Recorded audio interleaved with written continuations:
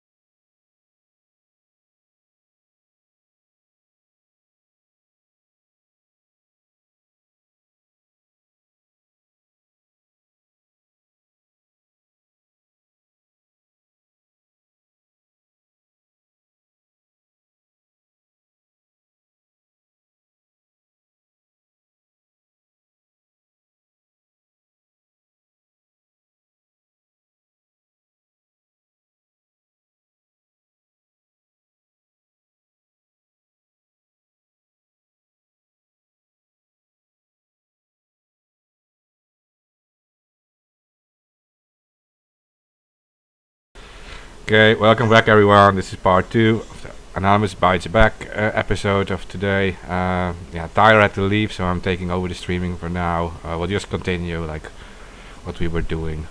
Please help to share it around. That's pretty much what we depend on now.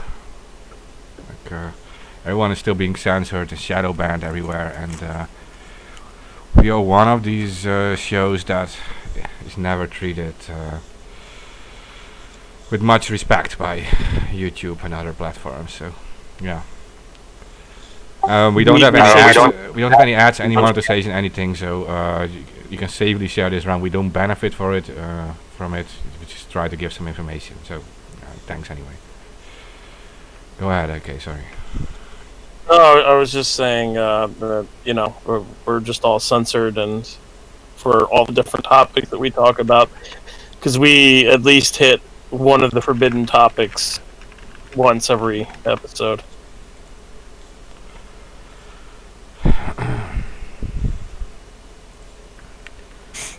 Yeah, I did. So do I. And for now, YouTube is at least content with merely mass unsubscribing people and rolling back my view counts and messing with the like counts and burying the show in their search algorithms.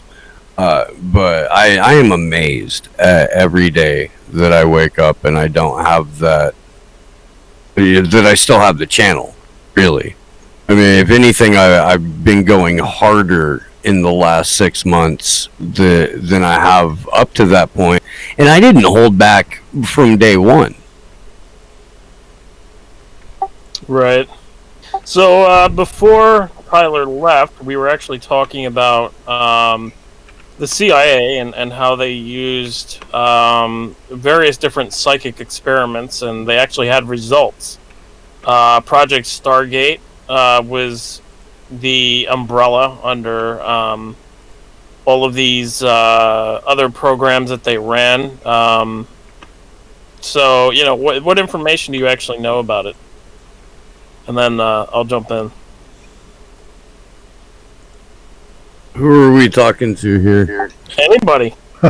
About Operation Stargate?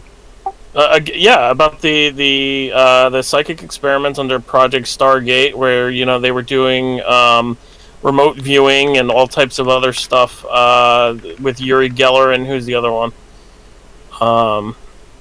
can't remember the other guy's name, but anyway, they did all these types of psychic experiments and tried doing remote viewing and all types of other different things. Okay. You guys know nothing about it? I mean, I know bits and pieces of it. This came out of the Stanford Research Institute, right? Isn't it one of those programs where like they were running it, if not concurrently, but out of the same, like the same basic Yeah, you're right. lab or as the prison experiment, and Yeah, you're right. And it was eventually like a U.S. defense what worked on that too, and it was actually called Grill Flame, and it was to train soldiers to have remote viewing powers, right? And I think that other movie, the Man Who Stare at Ghosts, is also based on that. Yep. Yeah, Based on yeah, that. they did a lot of experiments on soldiers, where they tried to have soldiers kill goats. That's literally real. They tried to have soldiers kill goats by staring at them, and they actually had successful results on some of the tests on that. But Now, the the reason, official story says that they weren't so successful and it was cancelled in the 90s, right? Just saying. They got had canceled in the 90s because they got busted on TV with it. But they said that they were successfully able to like map a Soviet base based on remote viewing. right. Yeah, Okay. and they also did the moon with Yuri Geller and various other experiments. But the bigger thing out of all of that, which a lot of people don't know, is the CIA was interested in all of this remote viewing stuff and psychic stuff because they had read reports that had come out of China, and where it said basically that the Chinese had psychic children, and the children had displayed abilities while growing up in experiments, and the CIA became interested in that, and they started looking into it and trying to essentially recreate a lot of the stuff that China was doing at the time. And a lot of people don't know this, but that's kind of the reason why the U.S. actually got into any of that metaphysical stuff is because they saw that there was scientists in China, and also the Russians were doing experiments as well. So they weren't the first ones to do it, and also on top of that, the Nazis themselves were involved in a lot of psychic experiments, remote viewing, and also telekinesis, where they believed telekinesis, but China had supposedly had results with kids where they could move objects with their mind at the time. You can look it up, CIA Psychic Kids, China, and you can look it up and see that they were interested in that and looking into it. The other thing I remember from all those experiments is people involved for too long started having psychic problems. Whatever they're connecting to or going through to get this connection seems to mess with mess with them mentally for some reason. Yeah, they started going insane. Yeah, that's correct.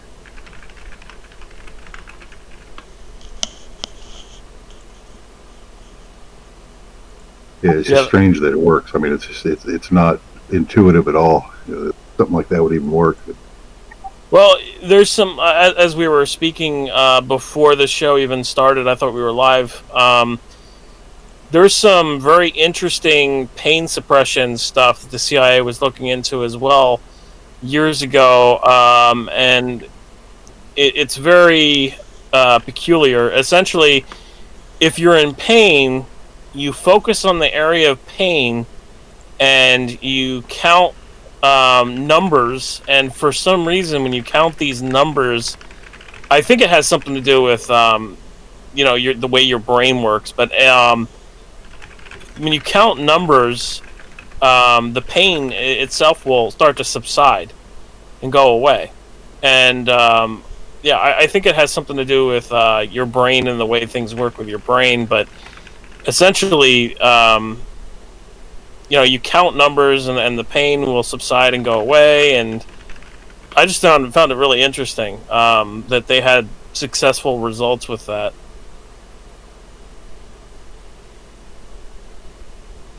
Well, it's like all the other stuff they do to you, through government. I'm just surprised all this horse shit that they do. People actually believe it. I mean, it's like, how bad does it have to get before you figure out the obvious? But for some reason, this repeating bullshit over and over actually works. I don't get it. They did a lot of experiments on repeating words and repeating phrases and actual physical, like, mind control stuff with shocking people with electrodes and putting electrodes and some weird machine in people's heads, connecting it to their brain. Like, the CIA has done a lot of shit, and that was all under MK Ultra, and as that was the first part of the show, we discussed that as well. I mean, they've done so many different experiments. I mean, what haven't they done? Yeah, that's the idea. I mean, that's why, like, we spy on China or Russia. I think, some of these ideas, I would say, like this remote viewing, we actually got from Russia, some papers they had put out, and then we just kind of, like, ran with it and pushed it to the next level. Well, the remote viewing stuff actually comes from Nazi Germany as well too. Yeah. Yeah, because the Nazis were doing that with Hitler. They were Really? trying. Yeah. Well, yeah, they were trying to. They were trying to find, like, ancient artifacts. Hitler, like, literally believed there was ancient artifacts that he could get that would give him power. That's how insane this guy was. But they were trying to use remote viewing for that. Well, and it wasn't like Hitler was the only one that was obsessed with this. I mean, the Black Order inside of Himmler's SS was devoted to finding and I guess reinvigorating some serious occult shit. Yeah. The Black Order was also known as the Black SS. And they worshipped the god that they called the Black Sun God. So, I mean, like, and that's again, it comes from the occult stuff involving the Vril and Thule Society. So, Well, it's the same as kind of what you see now. There's, like, normal religions that most people go for. And then you have this occult, Illuminati, Masonic type activity going on. They coexist in the same world, but it's just like, the occult side is, by far more in control, with the mindset. I mean, just you see it everywhere now.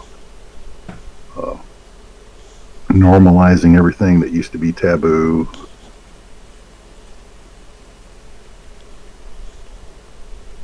well, the Bavarian Illuminati taught Masonic secrets of the world, and basically taught about the compass and how everything is aligned with mathematics and all of those types of different things. And sacred geometry was another big thing that was taught by the Bavarian Illuminati. So, yeah, I mean, the Bavarian Illuminati is really mischaracterized by people today, because they say that the Illuminati is a force that runs the world and everything, but the Bavarian Illuminati was the opposite. They were very secret, and they ran under the church. because at the time, believing anything else but what the word of the church was illegal. So that's why they had these secret meetings and everything, and they would teach sacred geometry and sacred knowledge and all of that. Well, it was the Pope who suppressed like the Jesus Society in the 18th century, and Adam Weishaupt, who ran the Illuminati, the Bavarian Illuminati, he actually became a professor in canon law, and it was exclusively held by Jesuits back then. That Yeah, he was a priest. yeah, so Jesuits One of were, them was a priest. yeah, so he was openly a Jesuit. Only Jesuits were in those positions, so it was openly known that he was Jesuit, and that makes him connected to the Catholic Church, right? I mean, no secret. Right. Yeah. But it was also it was run because of it was against, I think it was against religion, if I remember correctly. Like, I'm pretty sure it was. Yeah, it's a subversive. All these groups, in the secret societies are all tied to subversive movements. They're all designed to undermine whatever the government or the view is of the day. It's designed to undermine that. Yeah, so and technically, it's a humanist approach, right? A humanist instead of like being religious, like submitting to a god. You have a humanist approach, and so I'm just reading in like the literal description, and it says the goal was to use re-education to achieve a communal state with nature, freed of government and organized religion. That was Weishaupt's Illuminati. Well, see that falls more in line with like the Atlantean system, which is power over with corporations essentially, but eliminating all religions, everything that is in your way of just doing whatever you want. That would be the culmination of the system. Kind of like what you're seeing now with the corporations running things, and more than even governments. There's a power, that need for power over what is generally accepted seems to be a continuing need for all these criminals and psychopaths.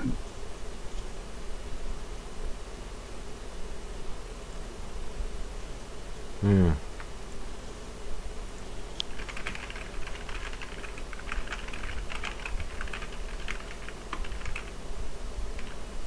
Well, I mean, again, it goes back to what they believe and not what we believe. As Steve said before, I believe it was Steve who said that. Yeah, people scoff at it a lot, but I mean, these people are serious about it. I mean, as goofy as it might sound, I mean, there's actually a fairly large percentage that actually buy into it and think, well, yeah, that actually makes more sense than being a good guy, because it's pretty obvious now. I mean, crime pays. The Bidens are proof of that. Oh, it's not like they orchestrated the model.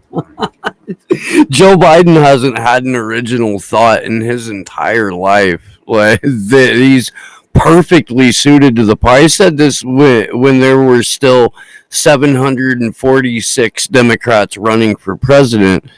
That out of everybody on stage, the predator class, the money had already chosen Hillary, but because people knew her, they weren't going to vote for her.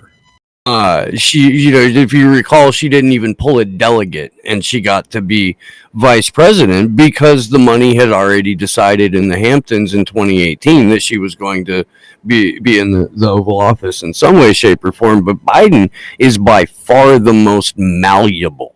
He's by far the one that they can be like, okay, Joe, just try to say the words. And he won't even know what he's saying while he's up there saying it. Like, they can put him in any direction that they want to, and he's got instant grits in his head where his brains used to be. You remember the inauguration day, how he repeated the phrase salute the Marines. Mm. That shit was hilarious, man. Like they're straight recorded on TV. Salute the Hey, Marines, and recorded like you can overhear his headset. Salute the Marines, and he literally says the word salute the Marines instead of saluting the Marines. I mean, it just looks to me like this country is just ripe for attack. How the hell can you have a leader like this who doesn't even know where the hell he's at or what he's doing in charge of everything? I mean, you're just begging for it. Yeah. What they're here to do is make sure that the Great Reset happens. I'm sorry, I can't say that. You'll get hit. You'll get the Q content warning now. Shit. But I mean, that's no joke. John Kerry came out and said it. You couldn't find an administration that is more supportive or wants the Great Reset to happen at the speed that we. Let's just call it the PR. Yeah, to get around the algorithm. The GER. The headline now is this Build Back Better theme. I mean, you see these, all these cucked leaders globally saying this now. I mean, they're all on the same page. It's just a miracle how this happens. The fucking go ahead. I was only gonna make a joke. Oh, I mean, but you're not wrong. But I mean, they're not leaders. They're the public relations firm for the World Economic Forum. They get better transportation than than most PR flacks. It is what it is. But you're right. I mean, it was Angela Merkel. It was Greece's president. It was Justin Trudeau. It was Macron. It was Joe Biden. Boris Johnson. All of them have incorporated World Economic Forum sloganeering into their own campaign materials. And they're all now in positions of perceived power that are incredibly dangerous to anyone who wants a little bit of self-determination. Because the World Economic Forum's CEO Klaus Schwab said you will own nothing and you will like it. You will eat bugs. Everything you use you will rent, and it will be delivered by drone. These are smart cities. These are, a 100% surveilled society. This is, the introduction to a transhumanist world. And fuck all that.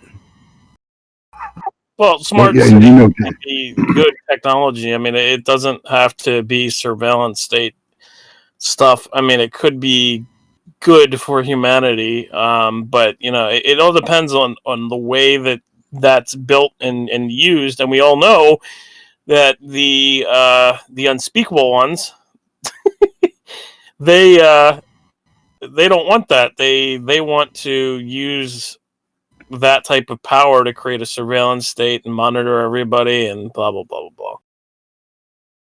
Yeah, you really believe Klaus Schwab and all those other schmucks are going to eat bugs and do all that stuff you just said? I mean, they're just projecting what you're going to have to do.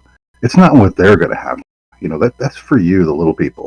That's the part he left out. Is just like, yeah, it's all good, but not for all of us. Oh fuck no, man, it's for you. Yeah, I thought that was really weird that the EU now legalized bug meat, and I thought that we had that conversation before, Mark, where you said that you had it, but that wasn't legal at the time, apparently. Maybe not in the Netherlands, but other places, yeah. I mean, Asian countries, they eat them all the time. Well, the Netherlands is part of the EU, and is Mark there, or did he go? Well, he was going to a coffee break, I think. Yeah, he left to go get coffee, but yeah, I thought that was very interesting that they literally just made it legal, and we've talked about it before, like it was the new normal. But I mean, yeah, that's some sick shit. Fucking eating mealworms and ants and whatever the hell else that they put in that. Well, they got you slave wearing masks, and now they're telling you it's anal swabs. I mean, come on, sky's the limit, man. I mean, They're now they're you actually doing it. It's not going to happen. It's right now. I told you, didn't I say that last week? I told you guys, China is fucking doing that. You guys didn't believe me. Yeah. And No, I saw that too. I was just like, if you're very cynical and you know where these psychopaths are coming from, you know what you would know to expect that because that's how they think. But and then it comes true, and you're just like, wow. I mean, they have to be running the show because nobody in their right mind would do something like that. It's just, but it doesn't matter. It's just like, if I'm an authoritarian and I tell some coward to bend over, they bend over. Well, they're trying to That's justify what it people now. do these days. Yep. If somebody trolled the interwebs with a fake CDC update that said the newest CDC guidelines suggest that the most efficient way to protect your breathing airspace from coronavirus microns is to get a full head mask, preferably made out of plastic, and get it around your entire head and draw it as tight as possible. That's the politician mask. That's what we need. I at this point, man, if they told people, go slam your dick in the car trunk, and that will help protect you against coronavirus, you would get at least 3 to 10% of the population out there ready to do it. Well, I mean, as far as the whole swab up the ass goes, China's trying to justify it because they're saying that it's the most accurate test because it remains in your bunghole for, I don't know, additional couple days. And that's how they know if you still have the coronavirus. So They're literally saying, relax, baby, it's just the tip. They really are. I mean, that's how you start the abuse. Sure, it is. For now, but a year from now it's going to be 6 inches, and then next year it's going to be 12. Okay, that's where this is going. Just elbow deep in that shit. Hey, come on! If you understand these people and where they're coming from and how twisted they are, of course you know where they're going. They're going to get away with whatever they can get away with. Well, and I mean, people are okay with that. They like being slaves. The UK is going door to door doing tests now, but they're not doing door to door swab tests. Can you imagine? Can you imagine? We have door to door anal swab test. Like, all right, time to bend over. Yeah, that sounds very sanitary, doesn't it? I mean, that's very sanitary. Nothing could go wrong there. Well, you gotta wear gloves and fucking that whole face mask thing that Steve just talked about. It's gotta wear the whole fucking hazmat suit, man. Like, but door to door knocking with a big fucking swab. All right, time for you to get your COVID test. Right. Oh my God! You know they would send a news camera crew out just to not necessarily to show like full swabbage, but just imagine, if you will, some poor schmuck with their local news out there to go film citizen reaction to getting their swab. Swabbed. Yeah. We need to swab Schwab, Because that's we what won't use the Chinese swabs. We'll use the World Economic Forum Schwabs. So there'll be Schwabs. you know what I'm going to do? I'm going to cut some hair off that guy's head and use it to swab, and then I'll give it back to him. That'll be my swab for Schwab. See, it's witty banter like this is why you guys keep having me back on this thing. Not because I owe Mark money and this is the only way I can pay him back. He wants it in Bitcoin. The prosecution didn't pay off.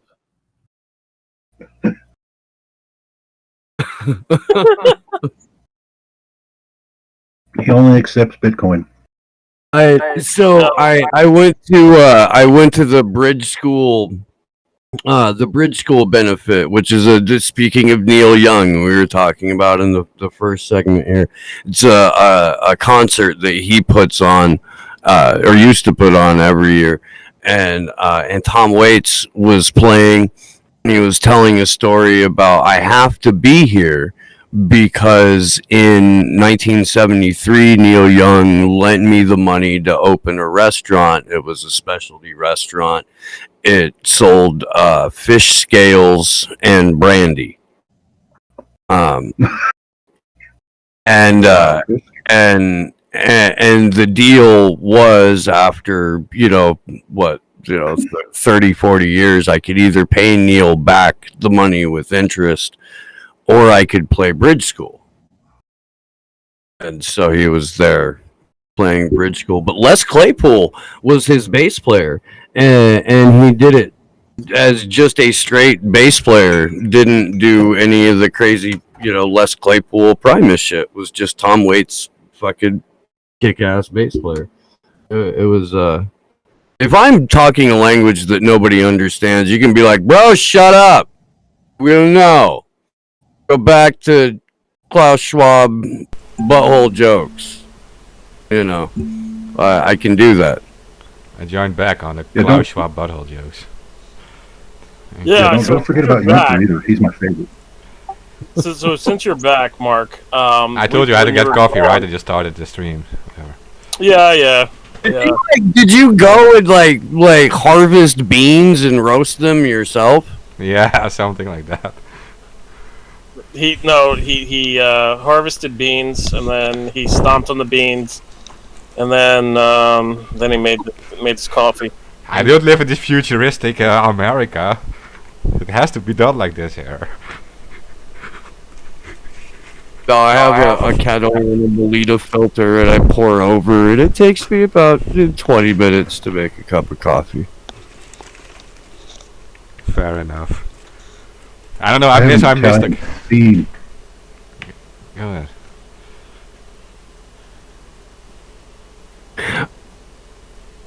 I was having this conversation with a friend that just because it's legal to buy a cup of coffee doesn't mean that the metrics of a drug deal have changed, and that if you are a barista, you are in fact a dealer, and the person coming for their coffee is your junkie, and therefore you have the right to treat them however you think their other drug dealers treat them, and not the other way around. This idea that you like customer service somehow applies to the world of coffee is preposterous. That you don't change the metrics on a drug deal just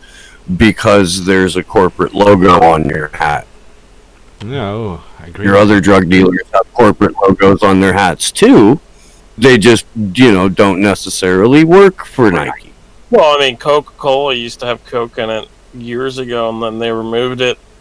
That's a real facts. I mean, What a shame. imagine if they didn't. Fucking. There's another drink too that had a drug in it. I can't remember what the fuck it was. It was an energy drink. They got in trouble years ago for it. Oh God, I know what you're talking about. I do remember it? I can't remember the fuck it is, but anyway, they got in trouble for it years ago. And this was like recent, and they had put some drug in the drink, and it was addictive as fuck, and they got in trouble for it from the I think it was the FDA, and they had to shut down their business and everything. I just don't remember what the fuck it was.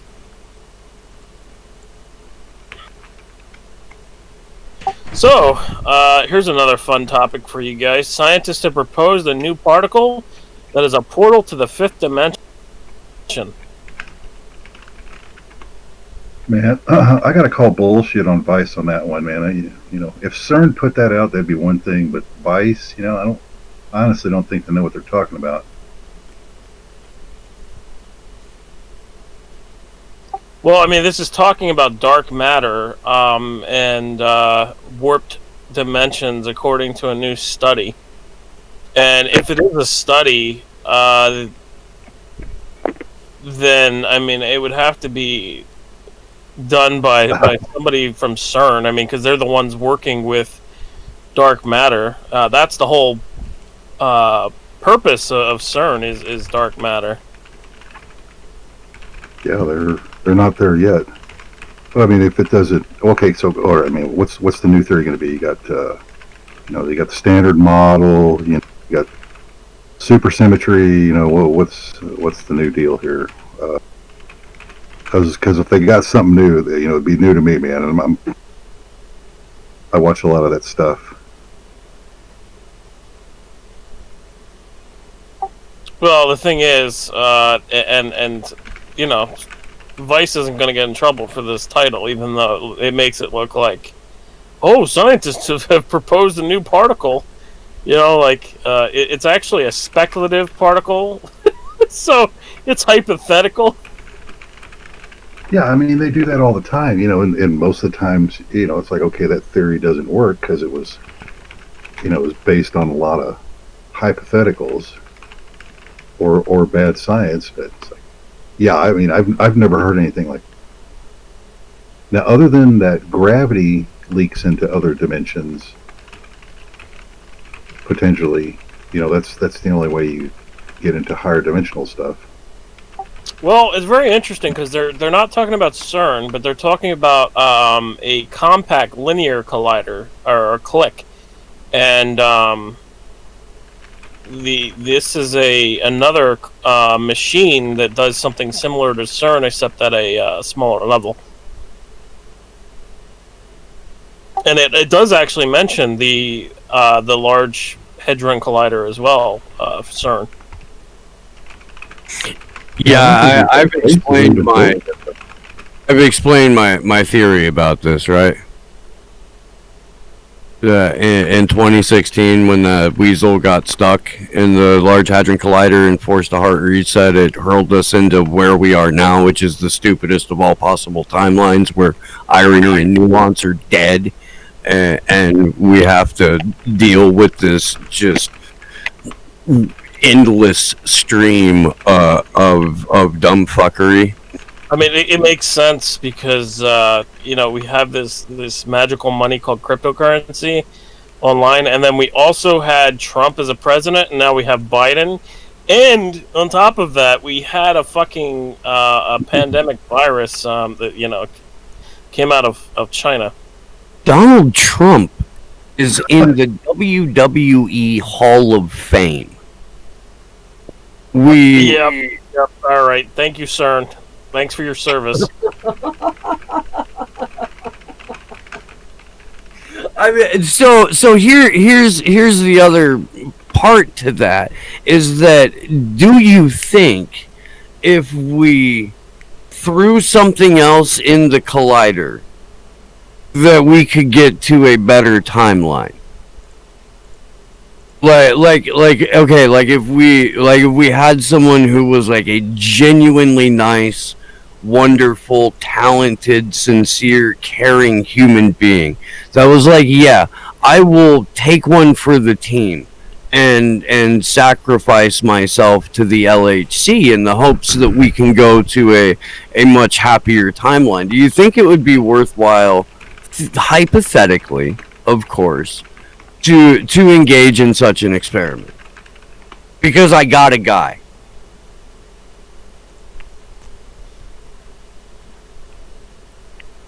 Sounds like a good enough reason to me. I mean, is that also how Biden got elected? I got a guy. Yeah, No, he is that no, guy. sadly, but.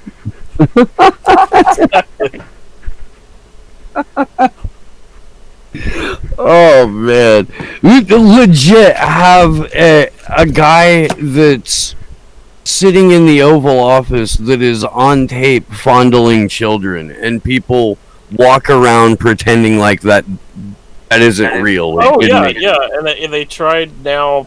I saw. What was it? Before Biden was elected, they tried saying that those videos were deepfakes, and I was just like, "Oh, really, really,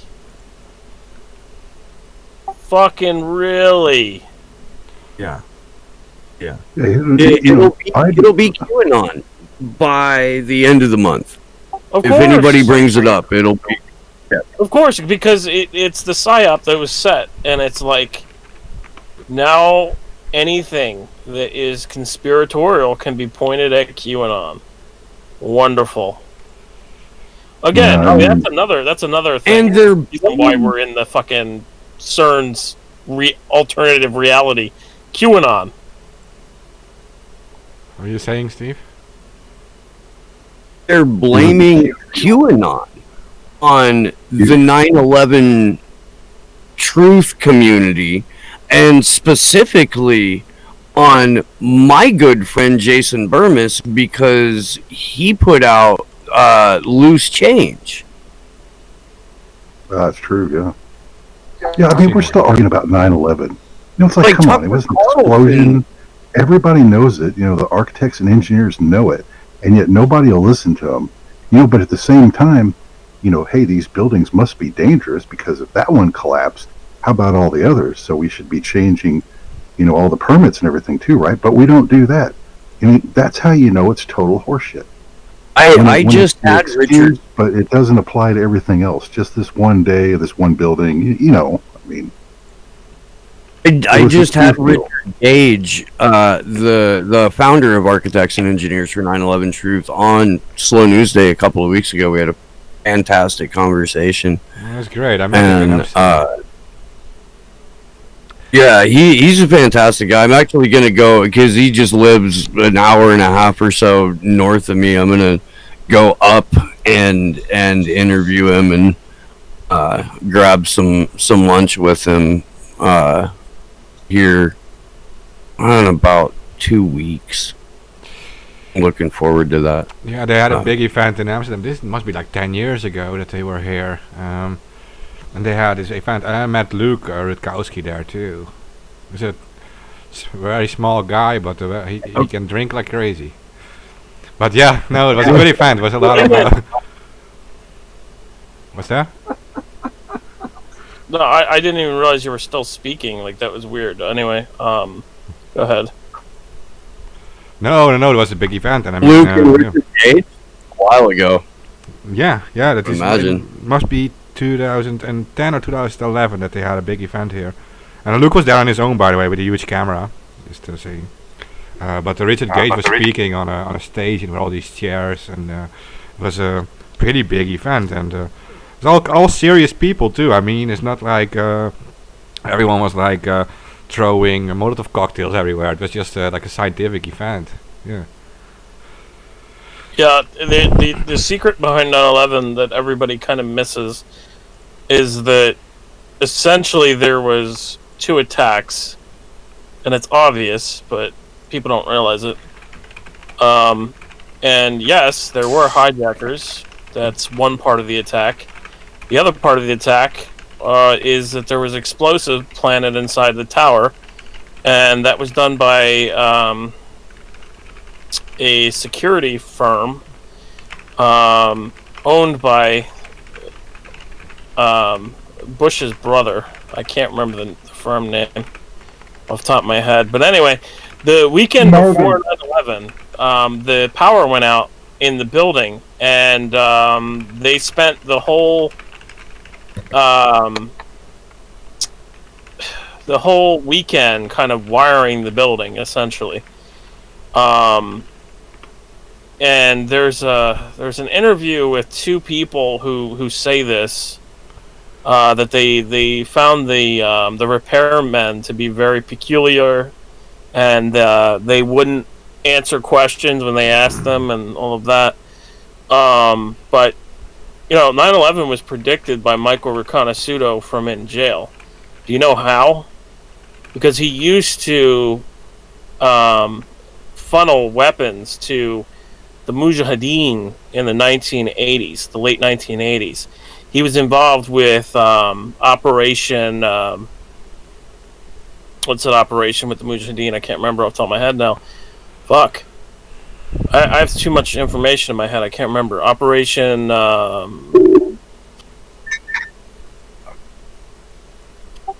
my god. Hold on, I'm Googling it.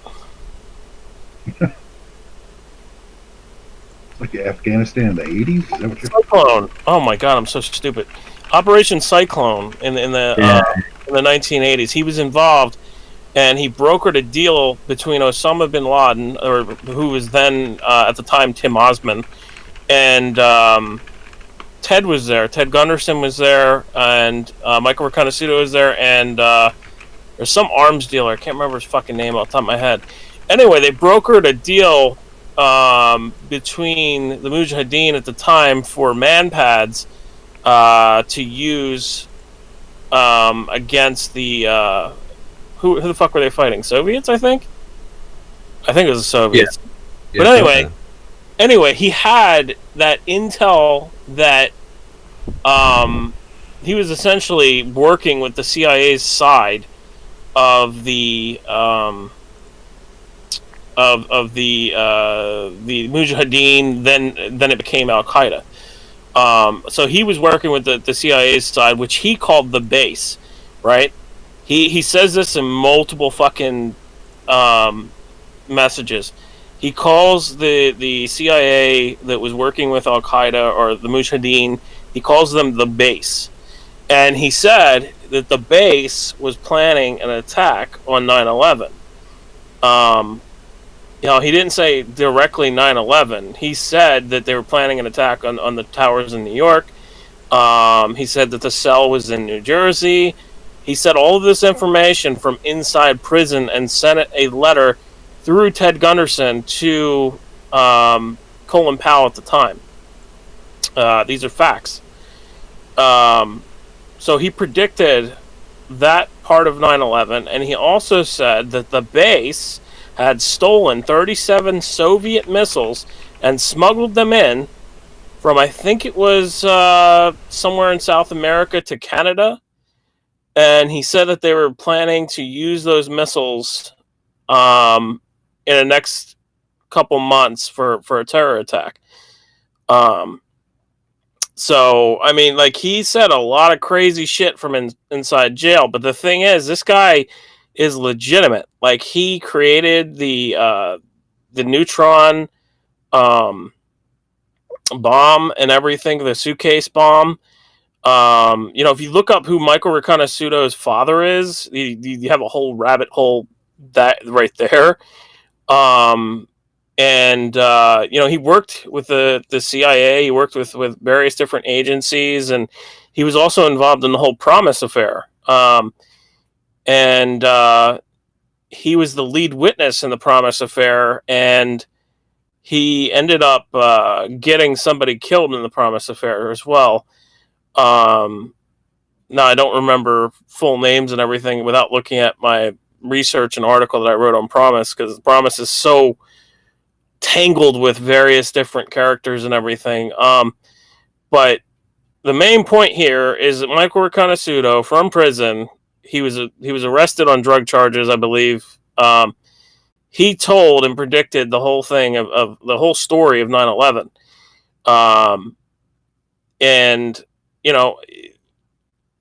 like I said, it was a 2-part attack. It was the base or Al Qaeda.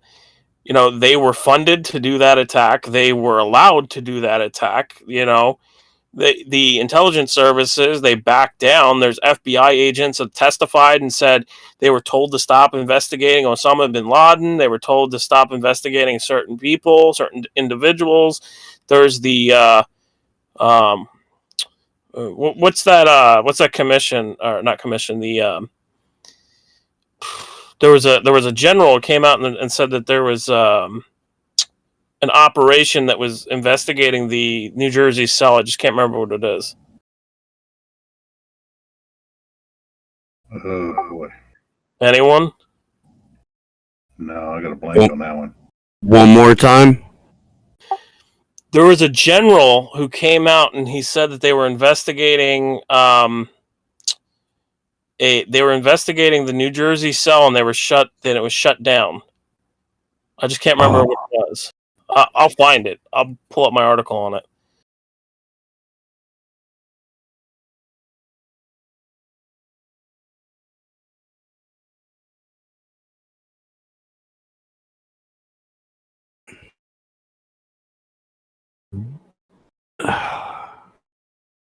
I love going to the 9/11 because it's just the whole thing that everybody tries to tell that, oh, it's an inside job, this and that, but it's a combination of being an outside job and a allowed job to happen, and an inside job as well. I mean, it was the no, that's not Chilcot.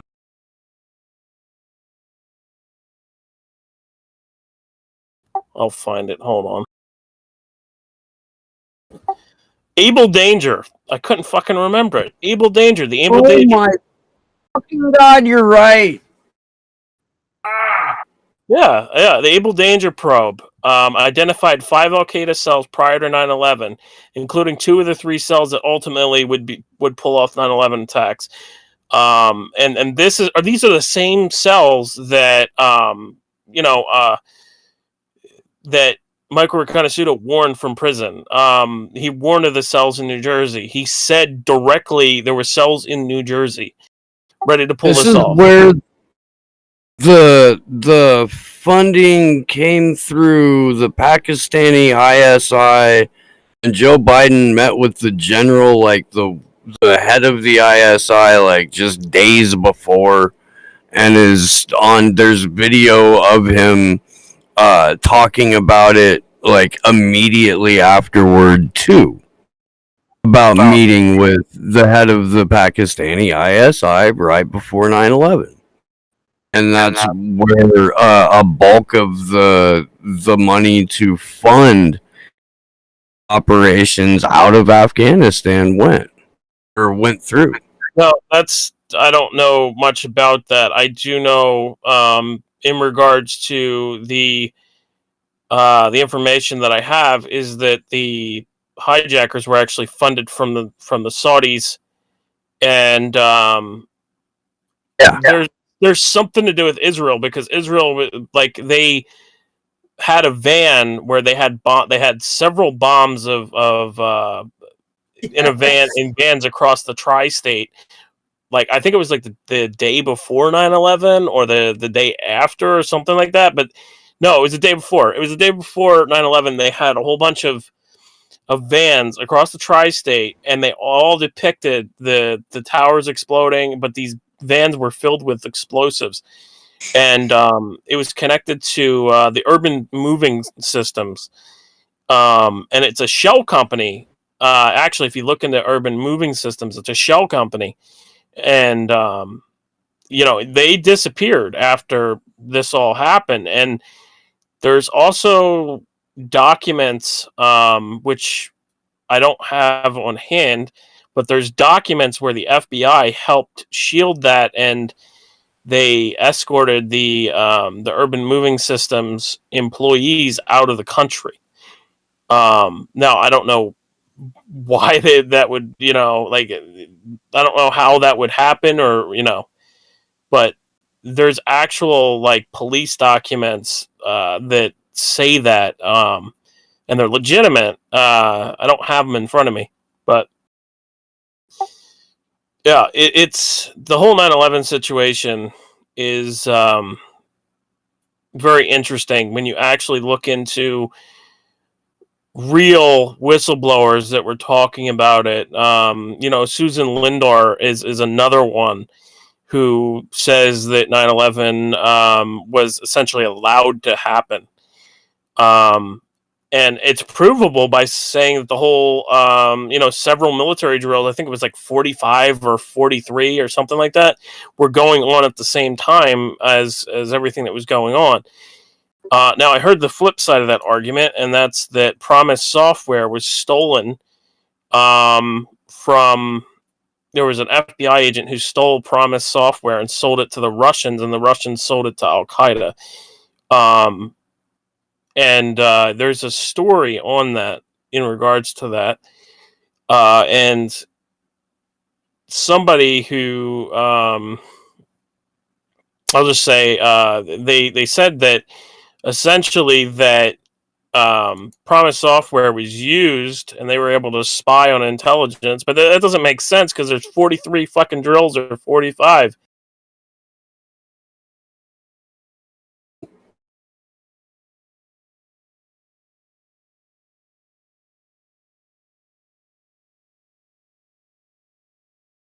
Another fun fact about 9/11 that a lot of people tend to forget is when the Pentagon was hit, it was hit at exactly the budget office where they were investigating all the missing trillions of dollars, or I think it was 2.3 trillion missing.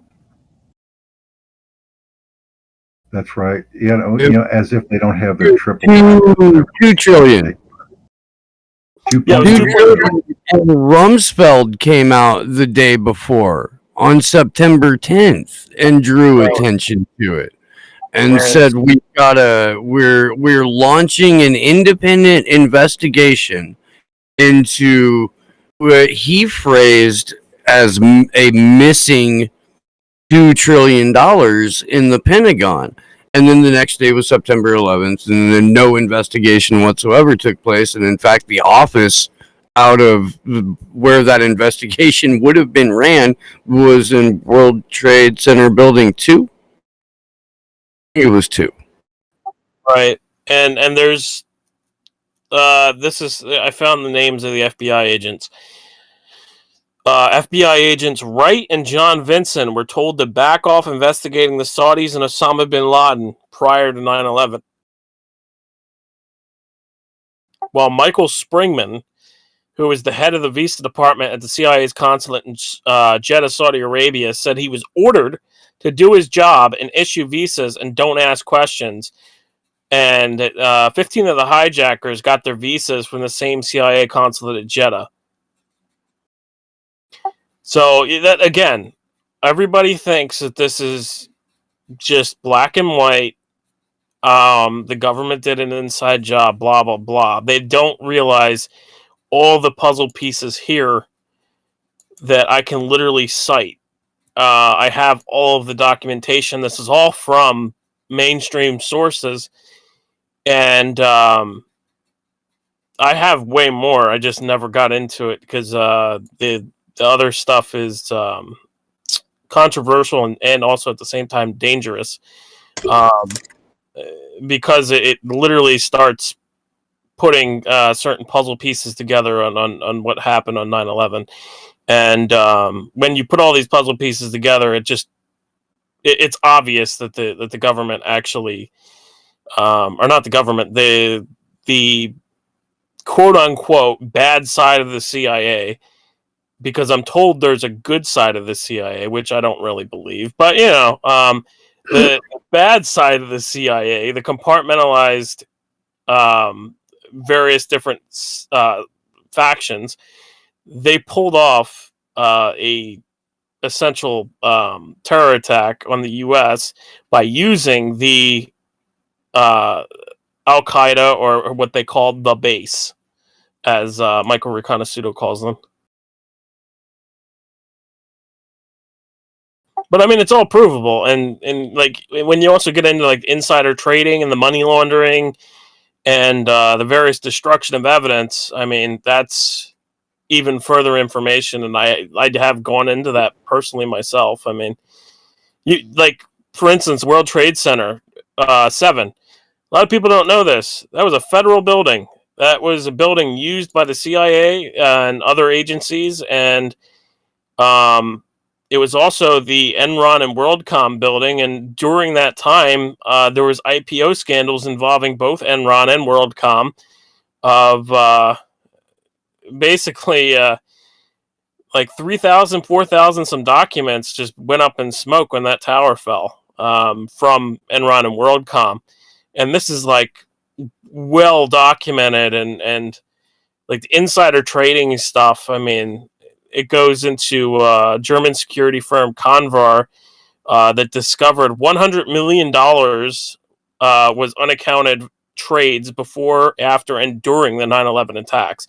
So all of this stuff is foreknowledge. There was people who knew that this was going to happen. They did trades to make money. I mean, it's the biggest criminal event, or the largest criminal event in history, and nobody's been held accountable for it besides the low level henchmen hijackers. Good martyrs they were.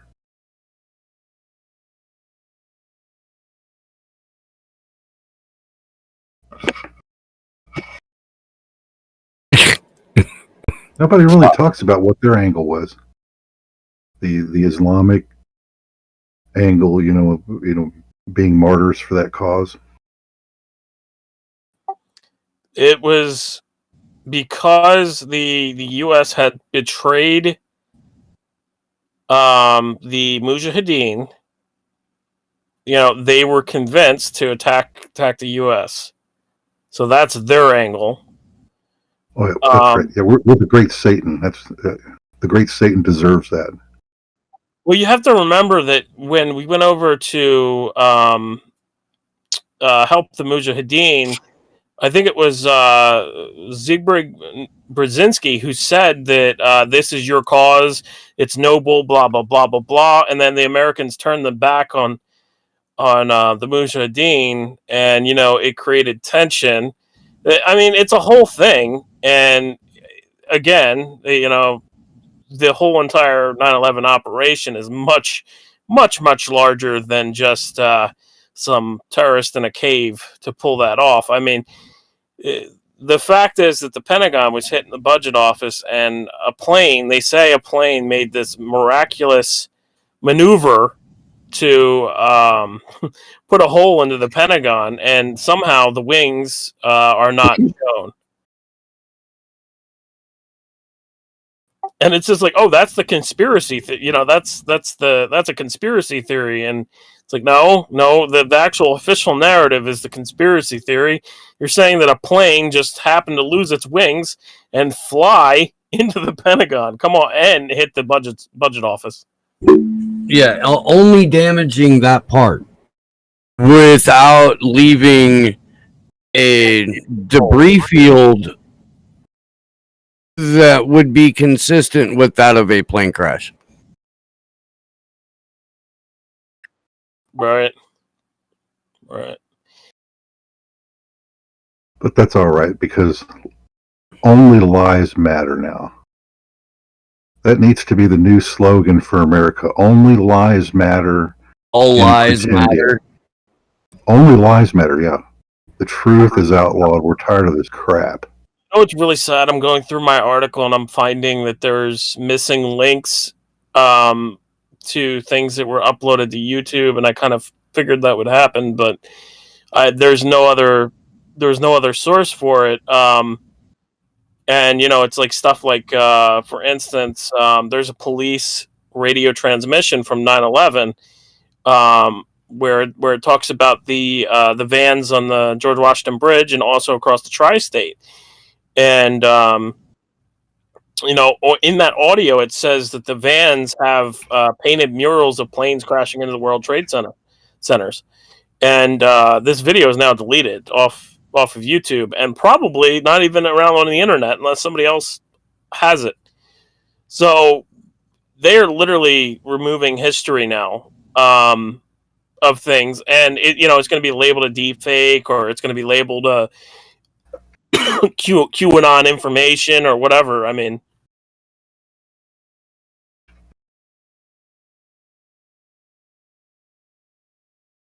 Yeah, we need Q to keep feeding pure shit to the Republican sheep, because that's where it works best. I don't know about Democrats. I mean, they'll just kind of go along with Biden or anything. I mean, even though they know he's a fraud. I mean, they're loyal to the party. I mean, you want to have good Democrats. Hey, but when Q arrived, we knew this would be happening. We knew they were going to do this, right? They were like, this was like a big parasite, and it was connecting to Anonymous, to WikiLeaks, and connected to Republicans, and connected to everything. And it started like repeat certain things we said, and then add this load of crap to it. And I knew that we would be all thrown into this box with them. It's kind of like the Flat Earth community tried, but they completely failed on it. But the Flat Earth community tried it too, and it was also steered from Washington. That main guy behind the Flat Earth community was like some Washington agent guy. And they did it too. They started repeating like NASA, Operation Paperclip, CIA, and Germans were moved into the US, and from NASA they manipulate things, right? And they run a big propaganda campaign. That's all the shit they said, and which is actually not far off. And then they were saying, and they manipulate everything, and actually the world is flat, right? So they were literally standing in between us with these signs, repeating stuff we said, and then adding the world is flat to it. So this is like, you have evidence of child trafficking in the Epstein case and stuff. You have evidence of Operation Paperclip and stuff. You can all prove it in court. And you make this huge document, and then you go sit in front of the judge with this huge document, and this judge is certainly going to rule in your favor if he's not corrupt, if she's not corrupt. But then this guy sits next to you, and at the end of the document he put like, they're all reptilians, the world is flat, Q told me this, and Q is the new messiah, right?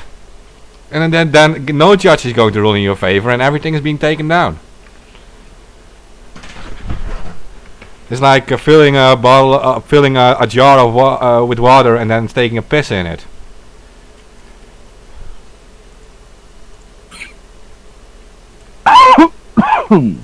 Pardon me. No, it is like that. I think your metaphor was missing something there. It's like filling a jar up a piss and saying it's water. And no. I was saying, yeah. That can also say like, I said, you fill a jar with water, with all good water, all good information, and then at the end you take a piss in it, making all the water toxic or disgusting at least. Right, and then you give that to let's see. The population. No, not the population. No, Biden. The dude, yeah. Give it to him. Oh, come on. You don't want to say that you would give... I don't think that's illegal. I mean, I don't know. Is saying the capital letter Q going to be trigger anything? We have to be careful. Sorry, but like we distance from Q so much now. We had that big Q and unbeliever on our show, that monkey guy, and at the end of the show he took Q out of his name. Yeah, I remember that. We like ripped him, and well, we politely ripped him. But I remember that we politely ripped him, and then he left. We can just use that education protocol, but use it for like a mass. We have adapted to mass education because it worked on him, and he was like super active Q. Well, here's my problem with the whole thing.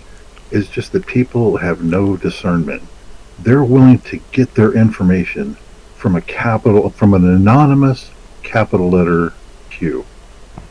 When there's all these other sources, I mean, even if you went to AP, all the lies, everything, New York Times, whatever, well, you'd be better off than from some anonymous capital letter Q. I mean, so what kind of source is that? Not I very mean, good. they get their news from the capital letter AK. Well, there you go.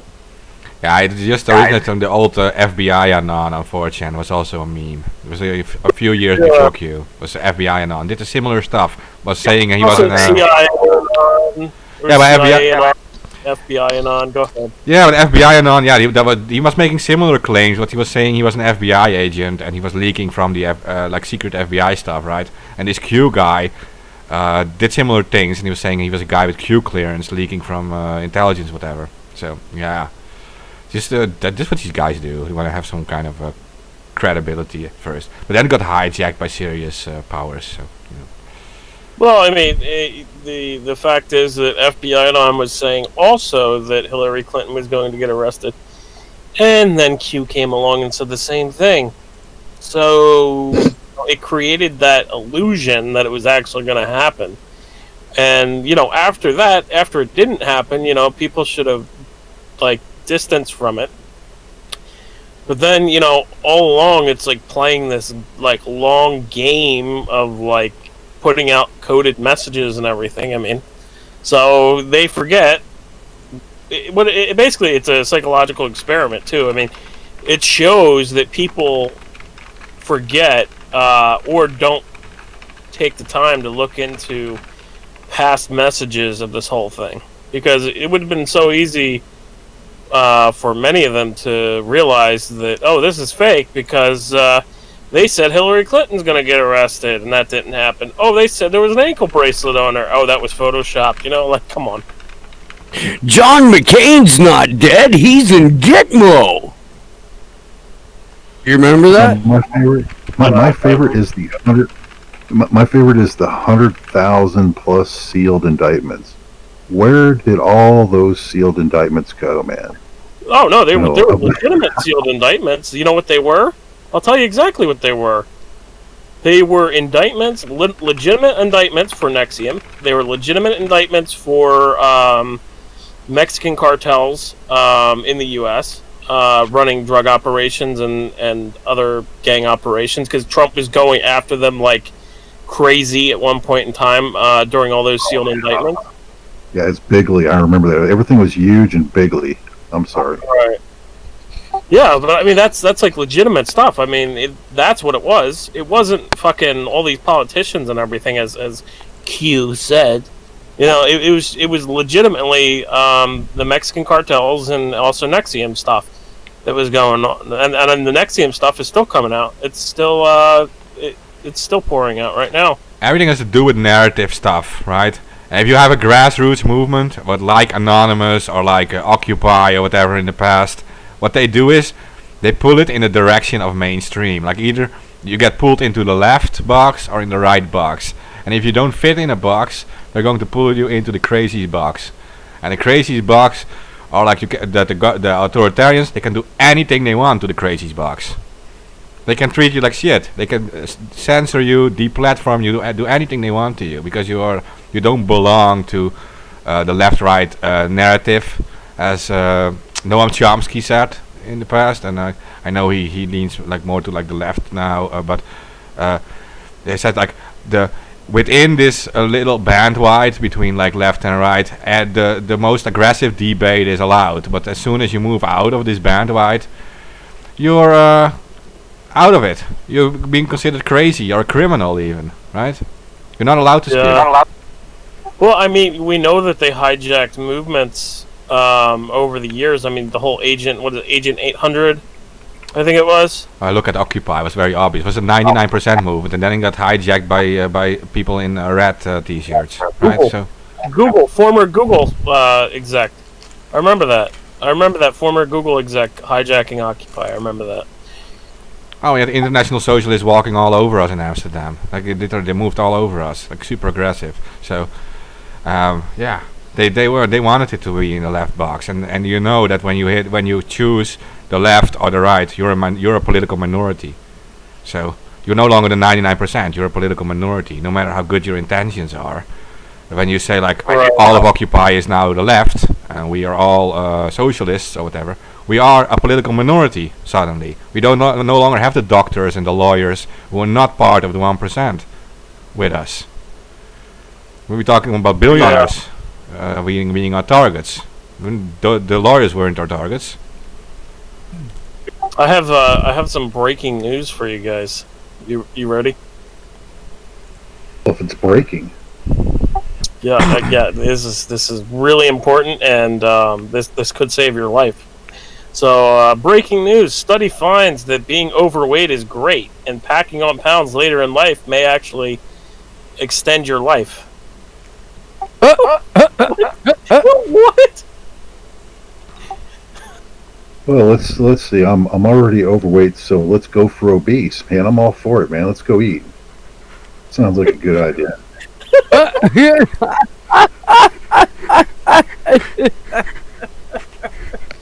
Oh man, I can't even. Like I just want to read Best this. way. The best way to get rid of the corona or prevent coronavirus is to just put that plastic bag over your head. Hey, Right here's an is angle. possible. So Here's an angle. Here's a possible angle. If I put on so much weight and my ass is so fat that it's totally disgusting, maybe they won't give me an anal swab. That's They some won't Homer want- Simpson won't logic. see me bent over. That's some Homer Simpson. I'm gonna get so overweight they have to put me on disability thinking right there. oh shit, you don't want me to bend over. I'll show you. Oh man. So, what I just want to say, okay, that they had discovered this by examining the health histories of 4,576 people in one country, or not country, one city, town, I don't know what it is, called Farmingham, and they also did a study of children of 3,753 of them, and they started this study in 1948, following the parents until 2010. Does this sound real to you? To me, it sounds fake. Who's gonna let you No, follow there are you? a lot of long-term studies out there. I've heard of things like that, where they follow people for long periods of time, but it's not. I wouldn't say it's normal. You do short-term studies. Got to get your answers and get these products out and make some money.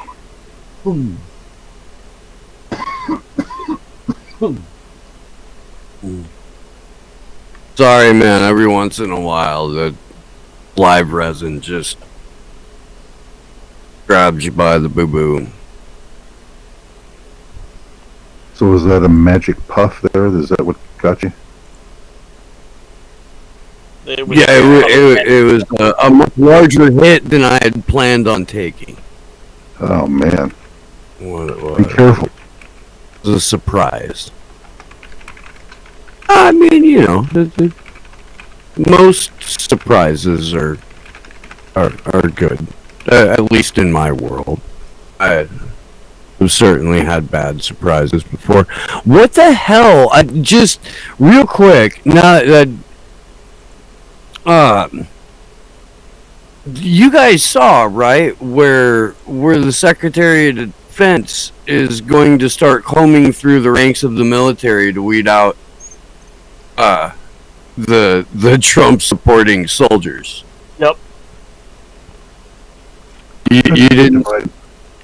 It's a good divide and conquer strategy. You're going to piss off half of the people at least, and then you can get the other half, get them fighting against each other within the military. It's all about demoralizing you and the fall of empire. Now you have to see this company coming. I I mean, you got a president that doesn't even know where the hell he's at.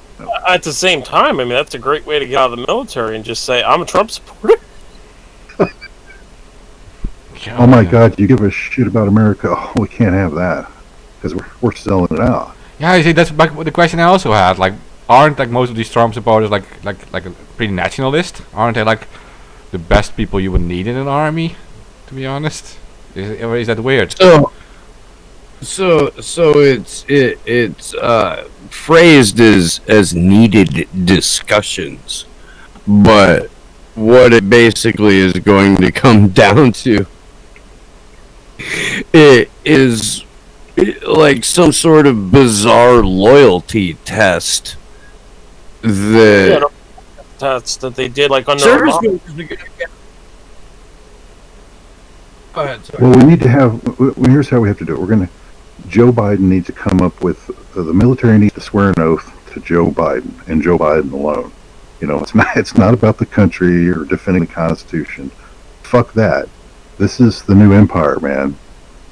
And we're gonna. No, we're taking over the planet. You know, we're tired of screwing around with all the other countries, pretending like we give a shit about you. You know, as if you haven't figured that out already. What a bullshit. It's time.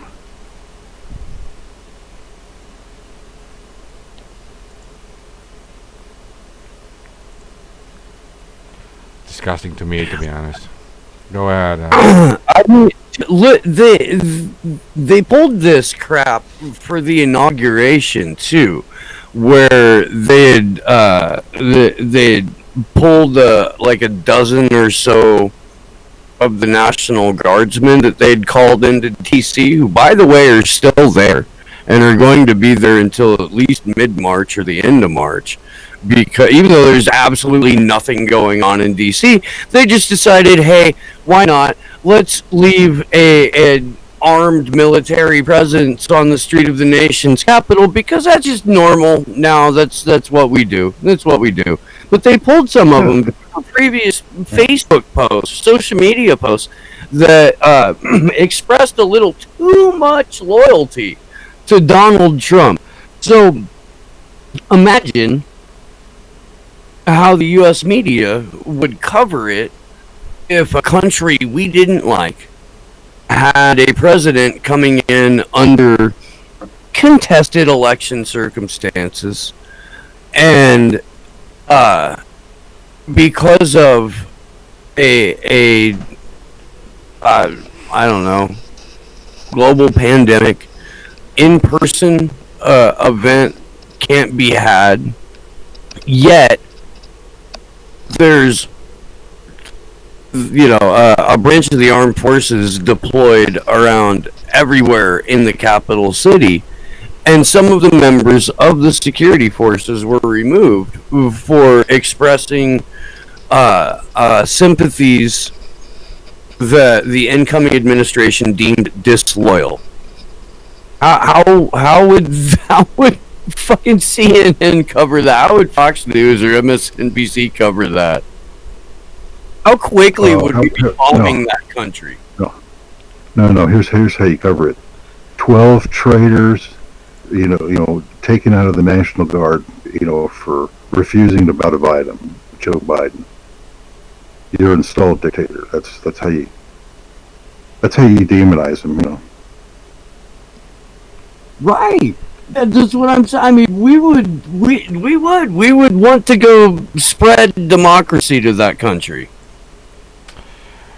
Well, yeah, that's where people are getting confused here. Democracy got you to this problem. A bunch of people with bad ideas who think they need to be your leaders, came up with this, and you let it happen. Nobody elected by a bunch of cheap listening to a bunch of nonsense from two political parties who neither one of them cares about you. That's how you got here. Yeah, I wouldn't call it. That's not democracy. That's oligarchy. Yeah, pretty much. Yeah. Nobody elected made the decisions that got us. Nobody that people voted on or said, please go represent me, made the decisions that got us here. There were people that we think that we voted for that get to claim credit for it in order to maintain an ever increasingly crumbling charade. Yeah, were there any big marches demanding censorship? Were there any big marches demanding that my restaurant needs to get shut down because there's some virus floating around? Did any of us get to vote for that? Oh no, they just barked some mandate at you that has no power of law, is totally unconstitutional. And all the slaves started following it, see, because we respond to mandates now. That's where you're at in America. You can't talk to these people. I mean, I talk to some of these kids. It's like, well, you have to wear it because it's a mandate. I mean, it's just burned into their core now that they just respond to mandates. They don't even know their rights. It's totally disgusting. That's fair to say. I mean, like, if you disagree or agree with it, it doesn't even matter. It is a mandate, and that's how they do it. Yeah. Yeah, since when? It's like, since when did Americans start following mandate? Like a year ago, because your Lord God, Orange Führer, Savior, Trump told you to? Sure. And Republicans thought it was a good idea to fuck everything up for no good reason? That's why you followed it? Come on, man. Well, I mean, yeah, I was just gonna say, the CDC has now said that if you go on any public transportation, you have to wear a mask, and if you refuse, the local police, the federal police, the TSA, and any other law enforcement agency has the ability to charge you with crime or to arrest you. So I mean, that's now a law in the We have that here too. We have that here in public transportation too. 95 euros fine if you don't wear your mask in public transport. So, yeah. Yeah. So we just, the CDC is the new legislature. You don't need them because CDC makes the laws now. Who believes this crap, And why are all these fools standing around like it's legitimate? If you were a legitimate legislature, you would say, hey, wait a minute. That's not your job. That's our job to make laws and to say that. You can't just bark orders for no good fucking reason like you're in charge. That would be ridiculous to any legitimate government and any legitimate legislature. But what do? They just follow along. See, that's the whole problem, man. Everybody's got their head up their ass. They don't even know what they're supposed to be doing, what they're supposed to give a shit about. They don't even understand their jobs. Well, and even You could accept it the first month or two, right? When everyone is like scared and doesn't really know what to do. But after that, they have to get a grip, right? Like, it can't go on. It's now like we're now a year. Is it now a year ago that it started? Now, like what you're saying is true. Now they have to get it. They have to say that. They have to say, like, no, we make the laws here. Now it stops this kind of stuff, right? At first you can agree with it, like a month or so, because people are like they're, at least they can pretend to be shocked or something, right? No. And it was 2 weeks to flatten the curve. Remember, that's how it all started. It's just lie after lie after lie. Just for how long? A year? Really? I mean, we should have cleared all this up like 10 months ago.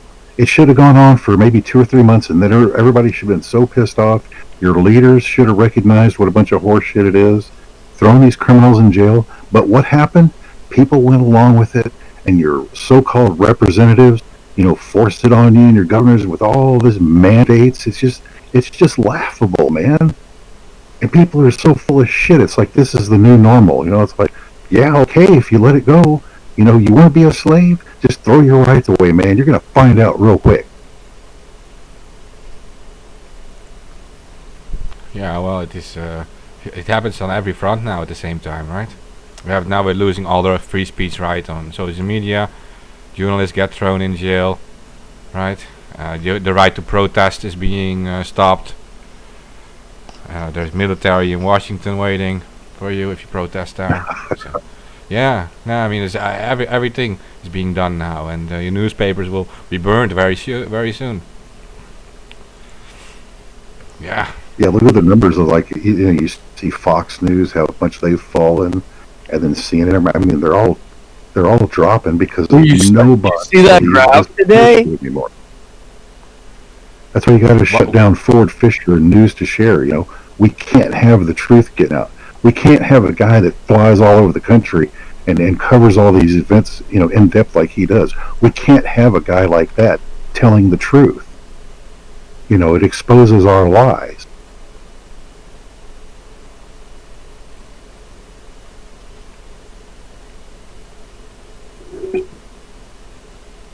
Did you see the graph earlier today that showed the dip in viewership or ratings since Biden got inaugurated? Yeah. Their ratings have gone to the toilet. They just keep spewing it. I mean, in any other legitimate corporation, you would be going under. You wouldn't have this miracle networks that just keep running, even though they spew total propaganda that nobody hardly is listening to anymore. And yet you're this official, blah blah blah. You're the guys, and you're official. It's like, does anybody buy that? Less and less all the time, and yet it's still pushed at you as if it's legitimate. That's what they're coming up against. And they don't, they don't know anything other than lies and bullshit. It's the only thing they got, is to keep trying to push this pretendia on you as if it's legitimate. Oh, there's this, there's this virus, we have to lock you down because there's this virus floating around, lockdowns, how's that, does that change the airflow? Is that the magic filtration that we needed, with locking me down like I'm in, you're even using the terms, you're locked down because you're in prison, you're a slave, and here are the terms, they just keep coming out, self-censor, oh, I'm going to put you in a hotel now, for 2 weeks, you have to pay for it too, because it's a COVID hotel. Oh yeah, you have to pay for it too, yeah. It's ridiculous, man. It's just like, what kind? And so there you are. It's just like, yeah, do you accept that as legitimate government, or is it horseshit?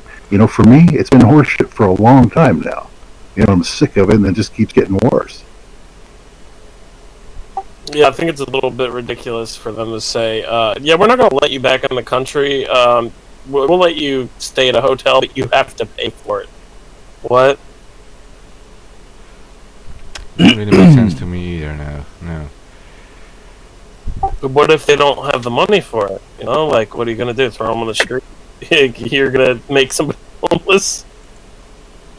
Well, I have to throw him in debtor's prison after he's done there at the 2 weeks mandated hotel that he has to pay for. We have to throw him in jail. We have to get something out of this. Not that throwing him in jail gets us anything, because it doesn't. But we have to send a message to these people, and even if we have to spend more by throwing them in jail, then by golly, that's what we're going to do, because we're ever-loving government, and we love you. Can't you tell? Do you remember when Jeff Sessions was floating the idea of debtors' prisons again? Yeah, It's they're telling you what's coming. They float that idea. It's like, hey, do you slaves know what's coming? Yeah, debtor's prison. It's going to be great. Everybody goes, oh yeah, debtor's prison. Wow, never heard of that before. Yeah, because we kind of outlawed that shit a couple hundred years ago. But hey, we're going to bring it back. How does that sound? Did you guys see Sorry to Bother You? Anybody see Sorry to Bother You? No. Oh my god, go watch that movie. It's fucking hilarious, and it takes a very surprising turn in the third act. But essentially, one of the parts is a total corporate enslavement where you have your pod, and you go from your pod to your workstation, and maybe to a rec area in the same facility as your workstation and your pod, and also where you eat, and you can order things from your company store, and they'll show up and they'll be deducted from your credits for what, but that's essentially life, and it's called Worry Free, the corporation. Okay, what was the movie called again? Someone asks in the chat. Sorry to Bother You. Okay. Sorry to bother you. It's Sorry to Bother You. It's Boots Riley's movie. Boots Riley is the founder, singer, most songwriter for The Coup. If anybody remembers that band from back in the day, and really up until recently, The Coup got kicked off of a live interview on a Fox News affiliate. Boots did, got them kicked off of an interview on a Fox News affiliate where they were playing a music festival for describing the band as a punk funk communist revolution. That's too great. Boots, he grew up in Oakland. His parents were activists. Oh god damn it, Danny Glover, when he was a college student activist at San Francisco State University, was really good friends with Boots Riley's dad, and so he's been instrumental in like the Oakland activist scene for most of his life, and also in the hip hop world, as a completely like nobody's ever gonna let this dude on MTV or the radio. But he's got a song called 5 Million Ways to Kill a CEO. Yeah, it's not putting him on MTV. 5 million ways. Oh my god. But I mean, just some incredible songs, dude. They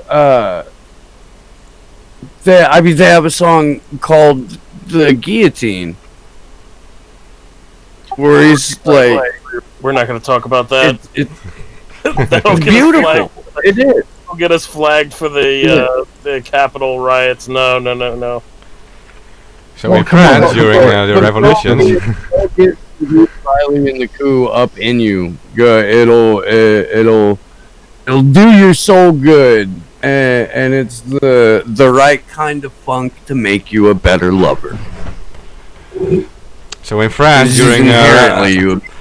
in France during revolution times, they had this device they put on the street and they could cut off your head.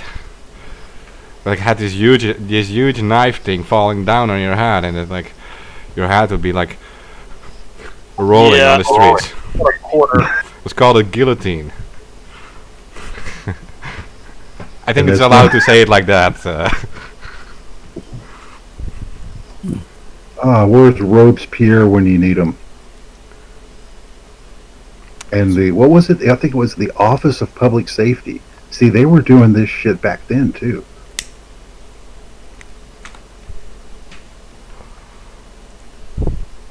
It's for the good of the empire. I mean, the republic. Oh yeah, definitely. In France, they're not scared to protest, but yeah, the Macron hit them hard too. There, still does. Oh, Macron's been going ape shit on his citizens for the last 3-4 years. Yeah. It's just pretty much the end of open democracy in Europe. Yeah. Would never do that. The people who went before him would never even have considered doing that like he did. Yeah. Because you're talking about millions of protesters, right? You're not talking about like 100 crazy people shouting something. You're talking about probably the majority of your society protesting against something, and you know that they don't agree to it, and then still you push on and you send your soldiers and your police people to beat them up and to destroy whatever resistance they have against something. And that is disgusting, of course. I mean, yeah. Even if it's a minority, it's disgusting already. But I mean, like, that's the democratic voice of the people is not respected at all, and that happened openly with Gilets Jaunes. Yeah. I mean, it has always been done in secret, right? It has always been done in secret, and people knew about it, and people sometimes said something about it, and there's people protest against it. But for it to happen so openly, that's a different story, especially in France. Like when you're capable of doing that, then it's pretty much the end of everything, end of a free society. That's how I feel about it.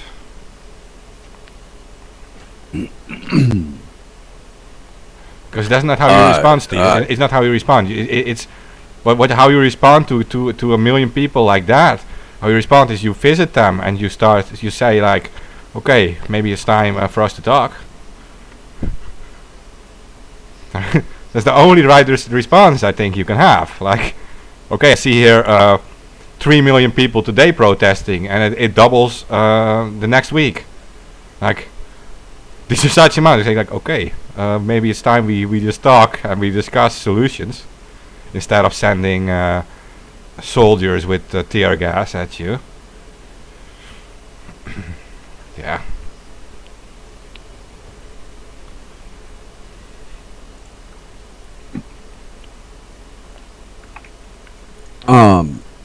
I'm gonna have to bounce out of here shortly, but I do want to, if I could, remind people that March 17th, which is St. Patrick's Day in the U.S., Action for Assange is holding a Clovers for Assange event. The Clovers for Assange hashtag did a lot of good to raise a lot of awareness, and we want to take that into 3 dimensions, and use that as a really an international day of action for Julian Assange. But since we're a U.S.-based activist organization, we're holding our events in the U.S. So we're going to be in Washington, D.C., but we're also encouraging people who can't make it to D.C. to do an event either in their town or in the nearest major city. There's a networking group that Misty Winston, my co-host on the Free Assange Vigils, is putting together so that if somebody in like Tulsa, Oklahoma wants to hold an event for Julian Assange, and they think they're the only person in or around Tulsa, Oklahoma that gives a shit about it, and somebody else pops up, you guys can get together and know that you're not, just all out there in the wilderness alone. We should be doing which that is on, another thing that the Clovers... We should be doing that on Discord. Do what? Like a networking group. Is it Discord or some other place? Yeah, I think we can just add a group to the Action for Assange Discord for that. Seems wise. Yeah. Really? But yeah, if you go to actionforassange.com, there's a button for the Discord. We're adding that button to the Slow News Day Show website too. That's slownewsdayshow.com. Those are getting updated very shortly. We are launching a GoFundMe this weekend to help cover the travel costs to get us there. Let's see. We're trying to make this... We've been having this conversation in and around the Assange movement. I'd like to get you guys' opinions too. About ways that we can be, more effective, draw more attention, try and bring more people into a space of educated awareness about what's really at stake with this hearing and what's going on with, the decades worth of arbitrary detention and torture of a journalist and publisher and human being. And so we're trying to make this one a little bit more bizarre or out of the box or just memorable. And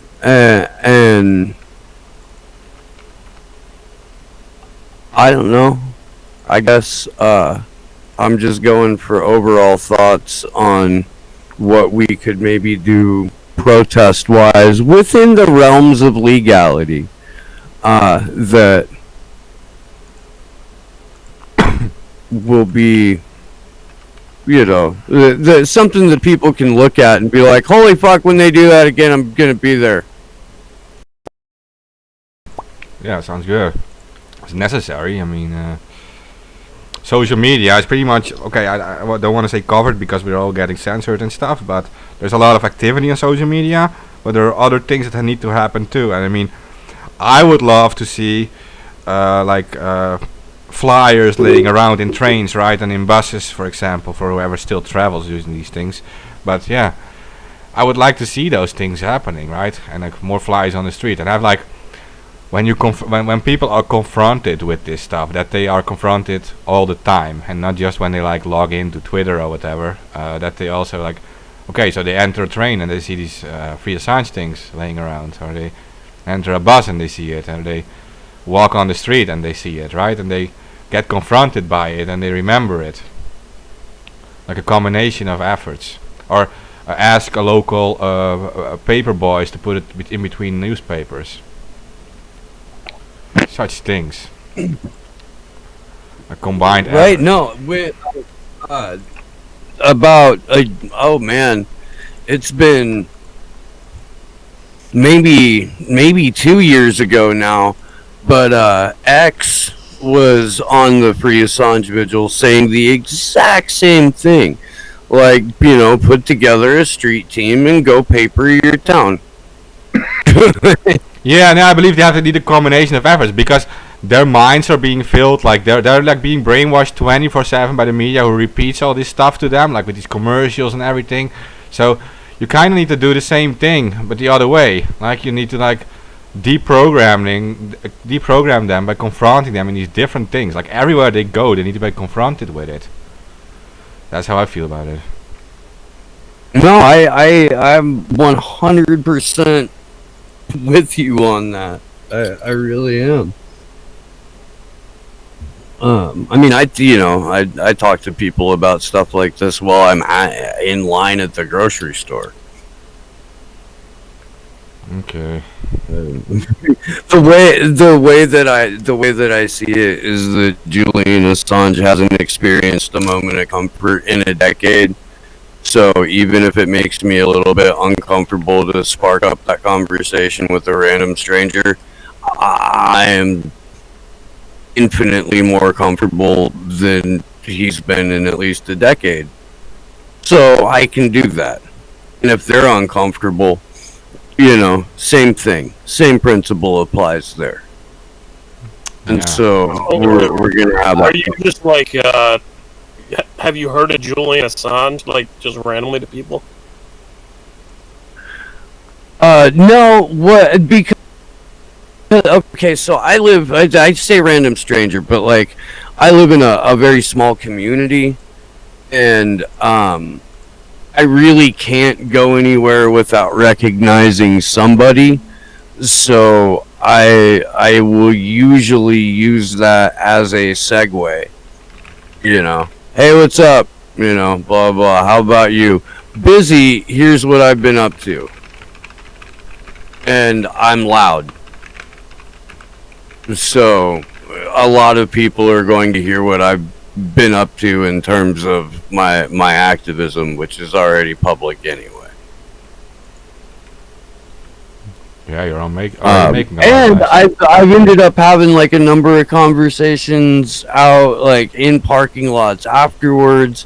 I'm starting to now like have people when I go into places locally, have people be like, "Hey, I was listening to the your Assange vigils, or I was listening to your show," and I've never got hometown love before.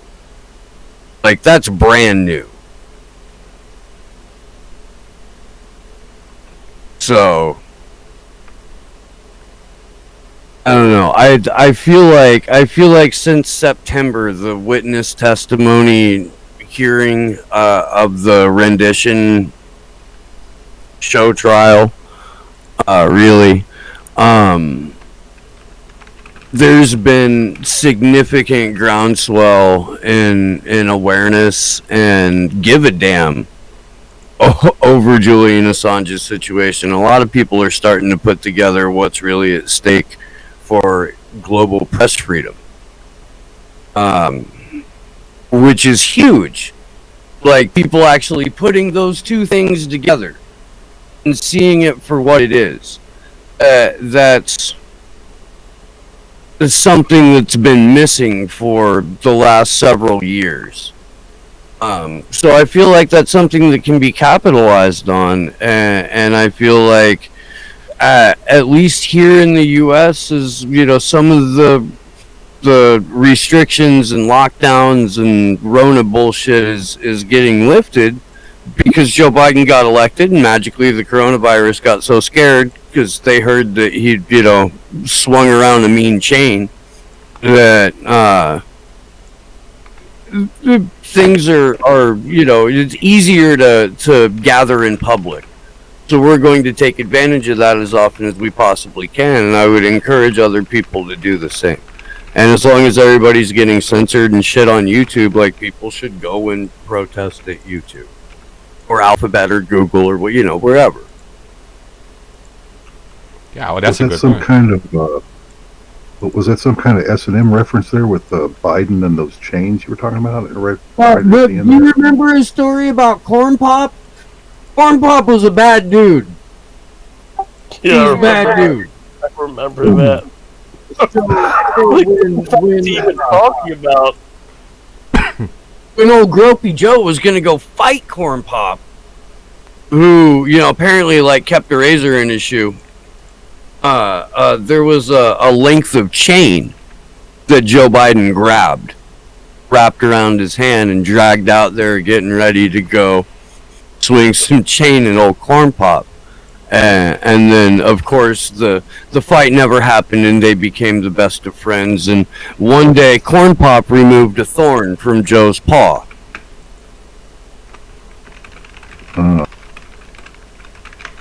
And they were all good bankers who lived happily ever after. That's a And good they story. went and bombed Syria together.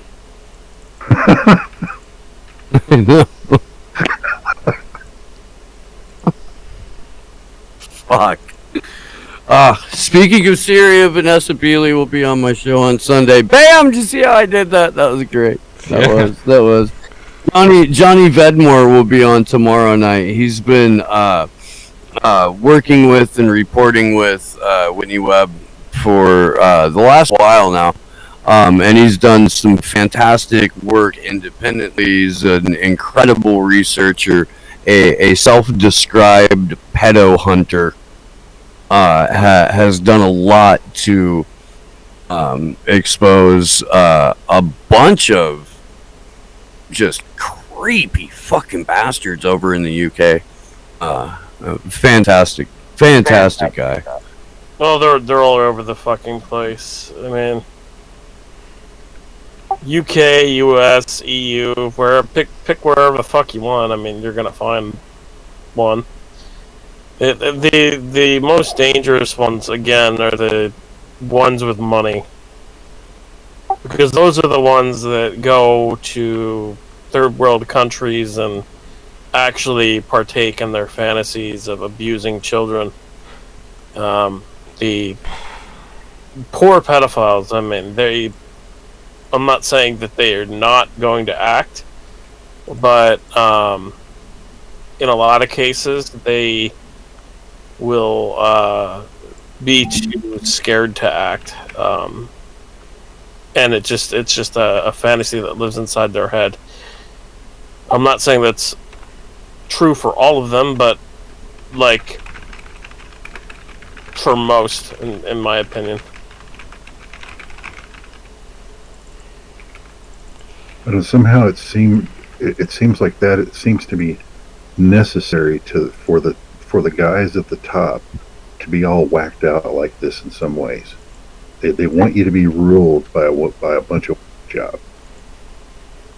Well, it's probably a mixture between the drugs and also the fucked up power fantasies types of thing.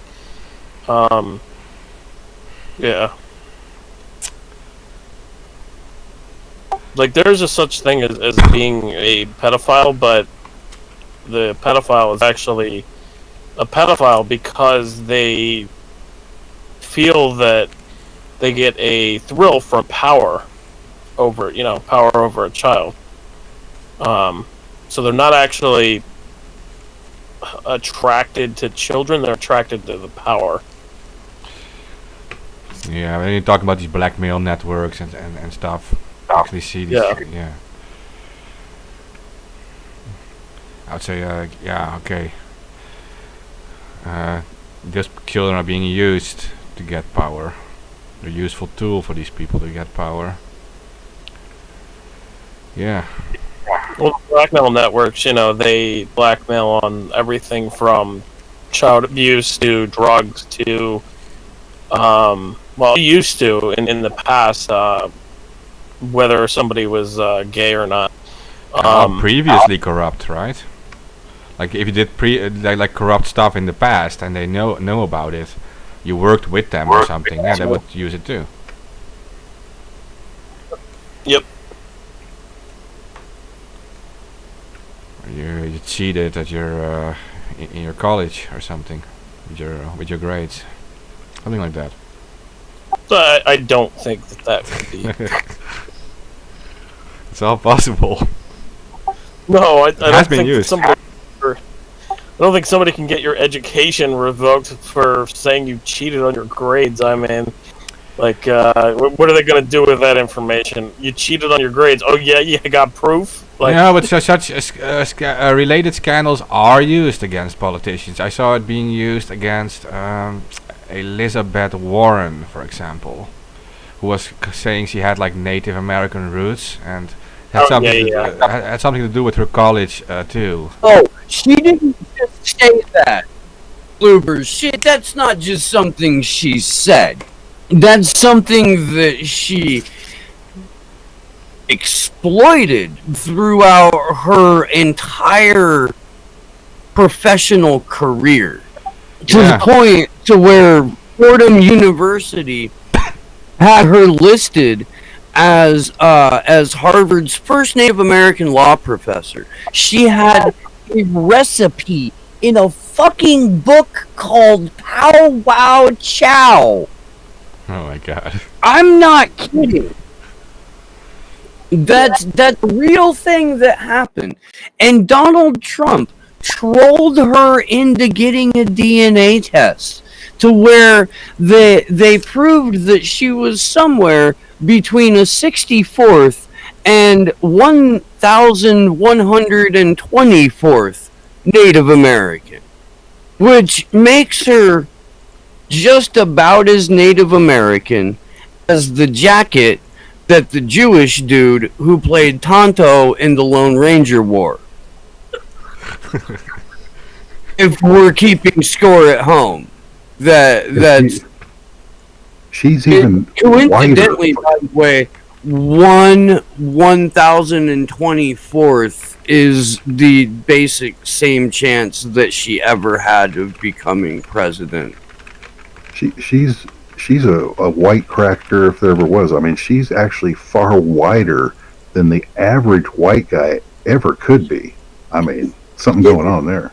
And then to claim all the things that she's claimed, a total horseshit liar. How does she keep getting elected?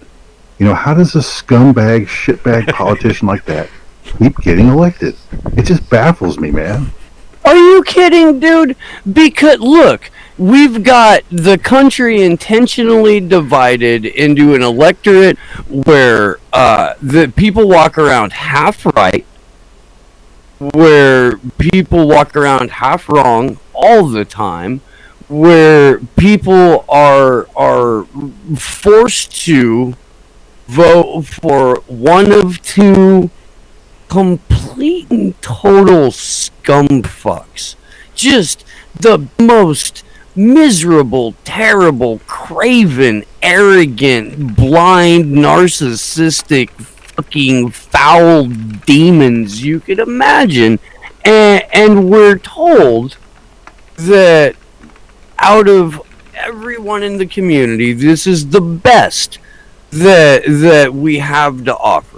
Right? So when you wind up with someone like an Elizabeth Warren or like a Ted Cruz, who is arguably proof that you can procreate through anal sex, you get exactly what I they came back to this conversation and I heard the words, "You can procreate with anal sex." Ted Cruz. Proof What? you can proof that you can procreate through anal sex. Ted Cruz. All right, well, you missed my joke. I never heard him say Also that. possibly the Zodiac Killer. No, yeah. Somebody in the chat caught my joke. I said back to anal, but anyway. Yeah, I was just saying I'm getting some Ah. schooling here on U.S. politics and fall demons. So yeah, pretty much it. Yeah. No, I was just that. What I meant was like. What I meant was like everyone is just fine with her doing that fake story until some point, and then bam, it all collapses. I mean, I feel like I mean, I realize that, demons is a little fantastical, but there really aren't accurate words to describe humans in the terms that most politicians are. So, Could be a huge, you gotta run with it. Could be a huge insult to the demons, right? I mean, we don't even know. Well, I don't know. Maybe we're like insulting them. Maybe they're like much worse. Like But- I always see like demonic stuff being an excuse for these people, because those kind of humans are just very fucking evil, and they use it as an excuse sometimes, saying like, yeah, it is demons in this world and has some. But no, it is like humans are Oh yeah. fucked up. There's been several serial killers and murderers who, in court, they said that they were possessed by demons because that's just their excuse, and then that allows them to plead for insanity. Yeah, I just mean like we have to forget, and we can't forget that how evil humans can be. Some humans, because there are also there are many good people in the world. I mean, yeah. There are. It's true. It's just we have set up these centralized institutions of power where only the most sociopathic and corrupt get rewarded. So sociopaths and people who are bred to thrive in an atmosphere of corruption are the ones who rise to the top, and it's the good people who are left being just royally well fucked and far from home over and over and over, which is why we should stop trying to dwell on something ridiculous like partisan ideology and get together to get some self-determination, and then we can figure out the direction that we would like our systems of governance to go. But we really need to get rid of the entrenched oligarchy. Of course, by peaceful means. Of course. Make that perfectly clear. Anonymous Bites Back and Slow News Day do not advocate violent overthrow of any government. No, I think we actually had to mention that. Yeah. Well, can I add though that as the most extremist of the right wing, I honestly believe that some of that might be required. That following the rules at this late stage of the game is not working. We need to try another method. Well, emphasis on might be. Might be required. Yeah, but you're allowed to give an opinion. I mean, yeah.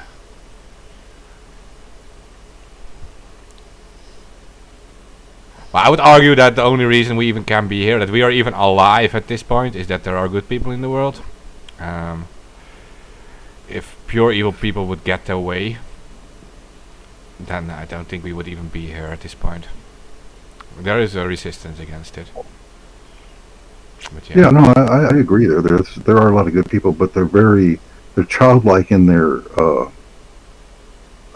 in the way they act and what they put up with and what will allow themselves to believe. That part is it's just like going back to these politicians that are such shitbags. It's like I could see making a mistake on a politician. First time they run, you vote for him, and he turns out to be a total asshole.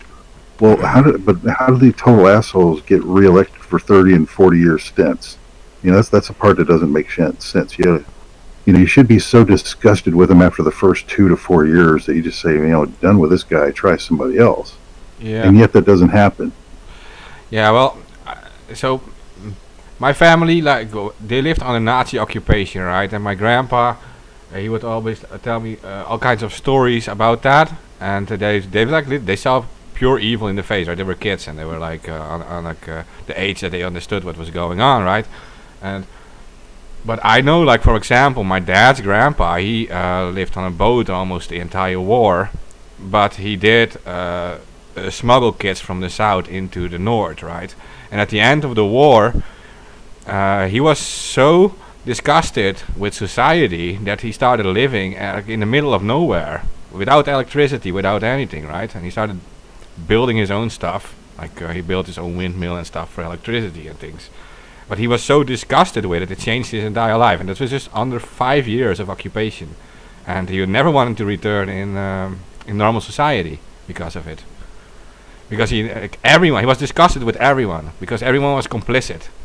And the people who helped him and the people he worked with were such a small minority that he was disgusted with all the society. He couldn't even he couldn't even walk through the streets because he looked at faces of people he knew were complicit with it. I'm talking about 200,000 people that were murdered right from my country. So they just took them away and they murdered them all. These people were just taken. They were just taken from normal streets. I mean, I live in a small town, but in this street, in this town, were also people taken. Right? And they take them from home and they just murder you systematically, right? Like a machine work.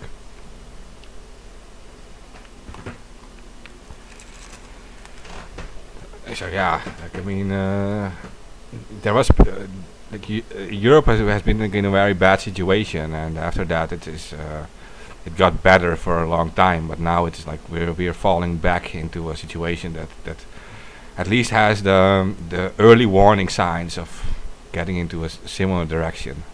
So you've had unfettered neoliberalism since the 80s. At least in the EU. Yeah. Entering the age of Thatcher. Yeah, that's fair to say that. Yeah. You had kind of workers' revolutions against corporations, in the sense that workers demanded rights by forming unions and stuff, and that did help them in some way. But for the rest, yeah, especially the early 90s, everything became privatized here. Healthcare became fully privatized. But I mean more in the sense the visible oppression, censorship, censoring the internet is what happened there. Attacking the free right to protest.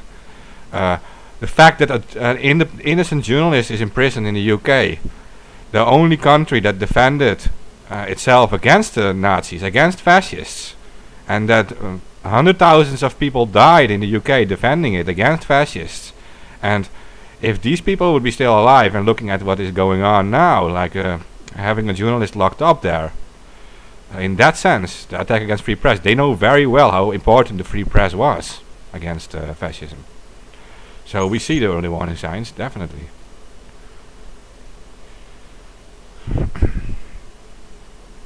Well, my view of Europe is that you have these royals all over the place, and it's like Europe goes through this up and down with rights and control every 100 years, 200 years, really bad. It's like it just like a wave across the continent over there. It's almost. I think they're using the population there in the same way they play all of us against each other. They've done that. That's all that's really gone on. It's the rich and the royals' way of making the population, pushing them down enough to where you can keep them under control. for it to just keep happening over and over like that. Yeah. Yeah, and in the US it is difficult to it's hard to recognize the warning signs. I can tell you that. It goes very slow and in tiny little steps. And it moves like it goes like that. They are doing it with so many, like thousands of tiny little steps, and you defend against a few steps and they will beat you on the other steps. And it puts you in this shell, and it's very hard to get out of that once you're in it, your society. But I think they have spotted something pathetic in most societies, and that's why it's accelerating now. They know that instead of having to drag it out over 50 years to get you used to it, we can now just like totally screw you over within 2 to 5 years, and you'll still put up with it. And it's working. I mean, you know, it's just amazing me. It's just like how, you know, the treatment you're getting from government almost globally, and there's really no big, you know, it's just like you get most people actually wanting to go along with it rather than, you know, pushing back. So, This is why I think Trump had to happen. This is why I think Boris Johnson had to happen.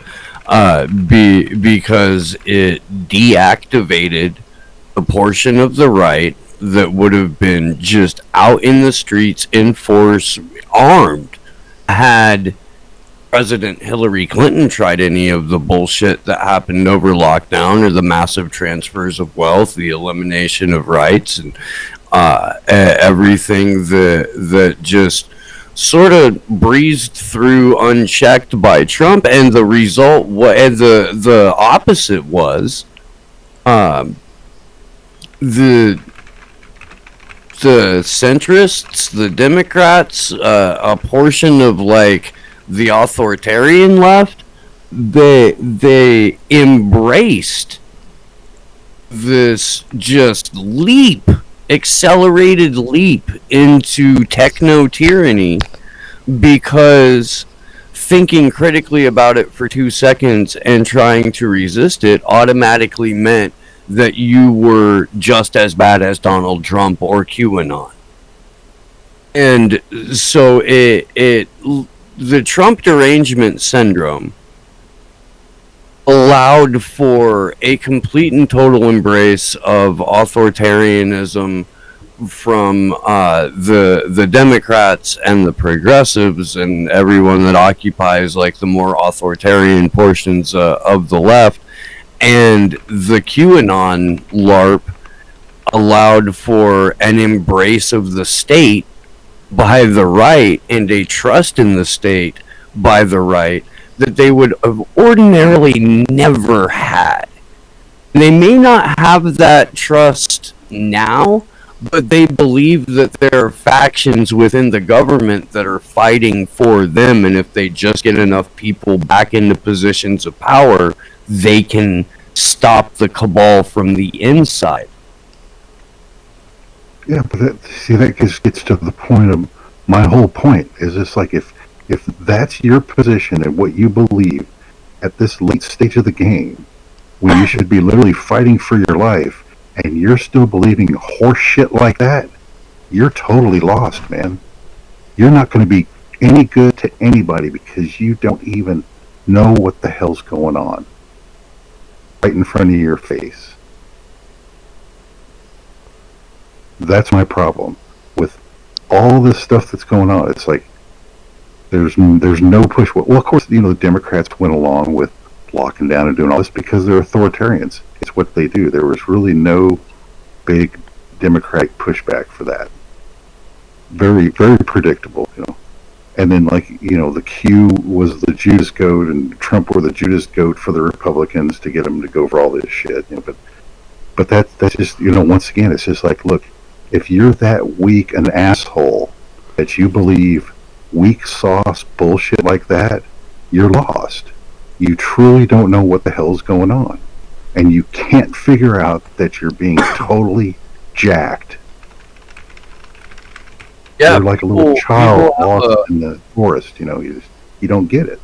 People are hardwired to never admit that they're wrong.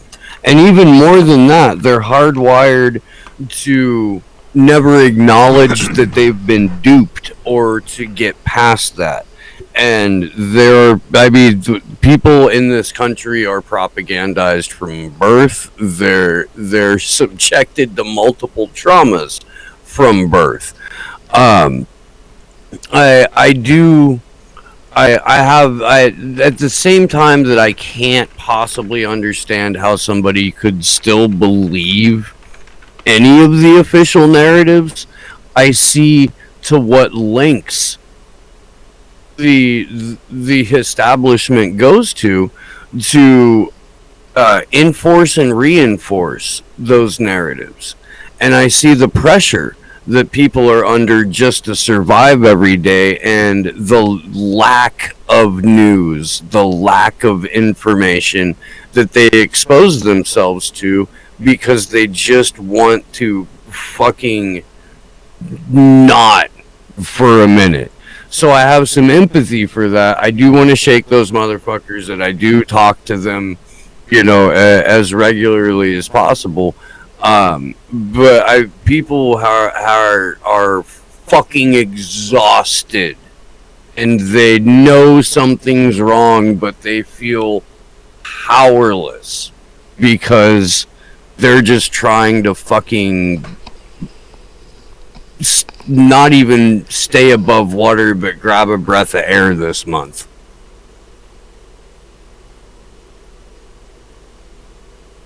Well, I don't know, man. That's what I don't know what is the problem with people. They've like lost their. They don't have any foundation. They don't seem to care for their rights. They don't understand how laws and government are supposed to work. It's just like, what have you learned all your life? How'd you get so scrambled up that you will believe some lie that some asshole politician tells you, as if they've ever told you that, how much truth do you get from them? I mean, it's just like they're proven liars. Why do you keep believing them, number one? And why do you keep believing that any solution, that they could be the solution to your problems? The people that create these problems are the solution. I mean, the mindset has to change.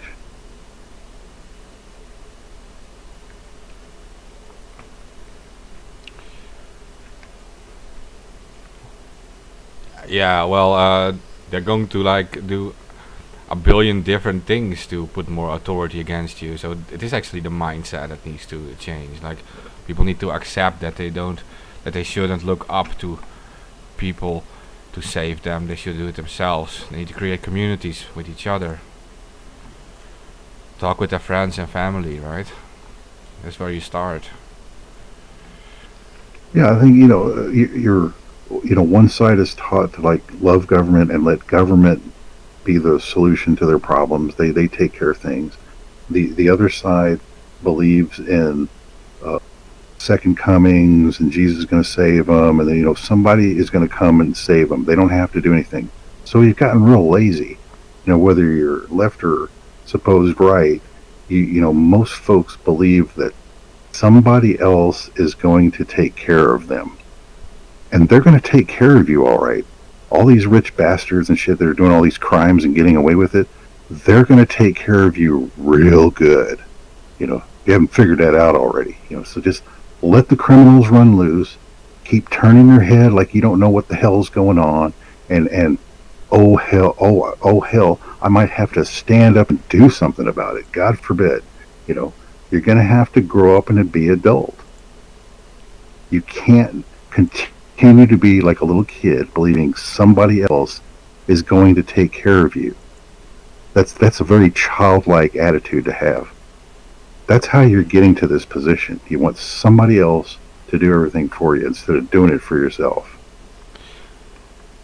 But you also have an ideological war, right? I mean, you have certain people who want an armed resistance, which I think is a fair opinion to have and a fair strategy. But you also have a number of people who say, So these are bad people running things, so bad people trying to run our shit. Maybe we need to fight against it by being good people. What do you say about that?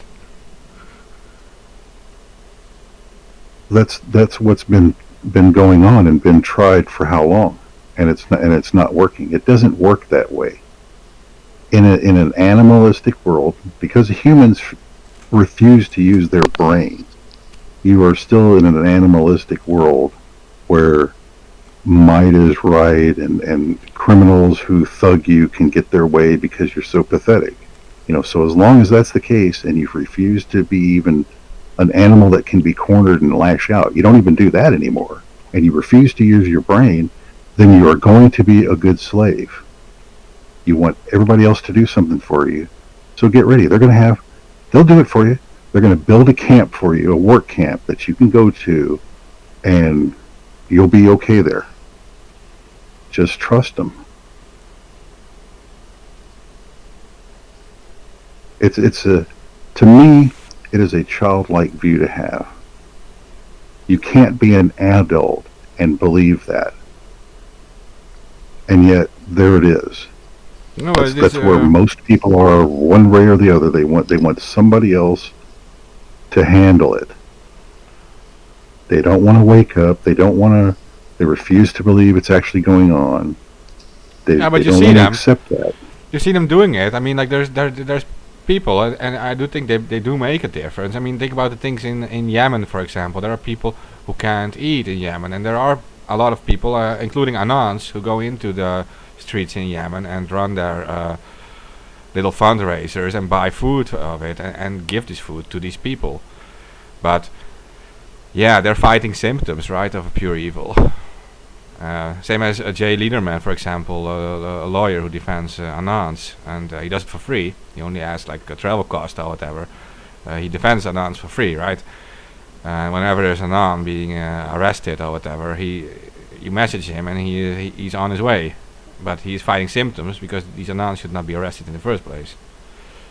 So I do agree with you on that part. Yeah, and you're fighting in a corrupt court. You already know it's corrupt, so how much justice are you going to get there? It's a good thing to have somebody like that on your side, but good guys having to fight in a corrupt system doesn't really get you much.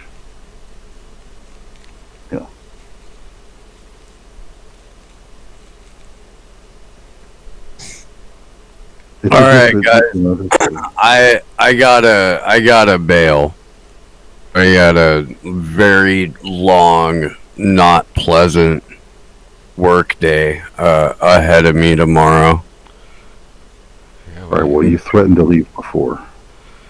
I know. I'm actually I'm taking my ball and going home. But thank you as always for having me on the show, and anytime. I look forward to it. I enjoy these conversations. I don't care what they say about you. You're all right by me. Yeah, well, you survived 4 hours, right, with us, so yeah. Yeah. Take care, folks. You guys have a wonderful night. March 17th, get in the street for Julian Assange. I love you guys. Have a good night. Good night. All right, man.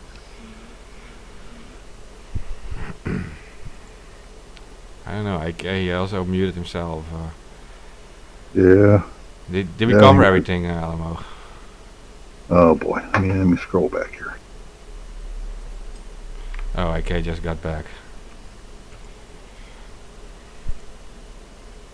Scroll way back here. Holy cow.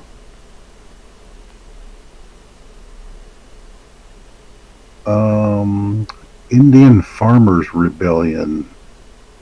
Well, that's another one I have kind of know what's going on, but I'm not sure why. Back.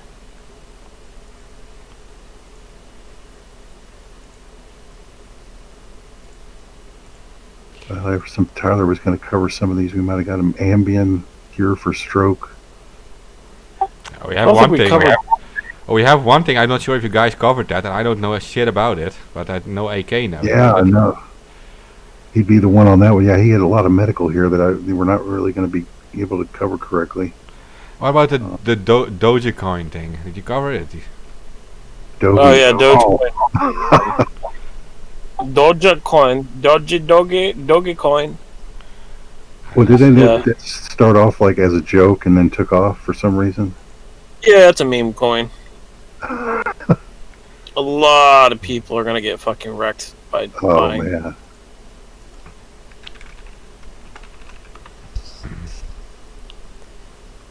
I don't even think they realize it's just a meme coin.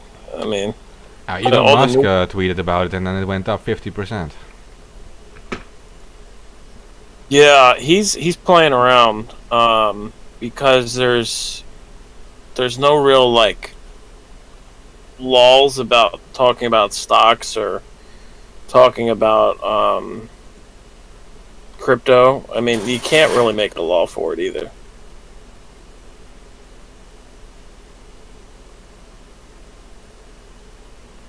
So, I mean, yeah, he was playing around and tweeting a lot of different tweets about Dogecoin. And he tweeted out a funny meme. I mean, he tweeted out a meme replacing himself as the monkey and from Simba, holding up Simba, and he replaced Simba with the Dogecoin dog. Mm. There is one subject here that we didn't touch on.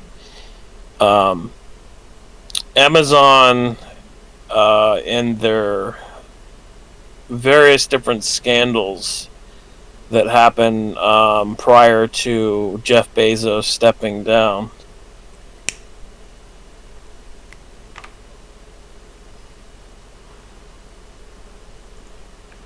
So I don't know how much you guys know about that. No, I hadn't heard that. Had another one here related that they still continue to treat their workers badly like slaves. I guess that maybe that's that union vote. Something that was going on. Yeah, Amazon got in trouble for higher ups stealing tips from delivery drivers. And like $60 million worth. Wow, no, I never heard that. I'd never heard of a Amazon guy getting tipped. I never would have thought of something like that.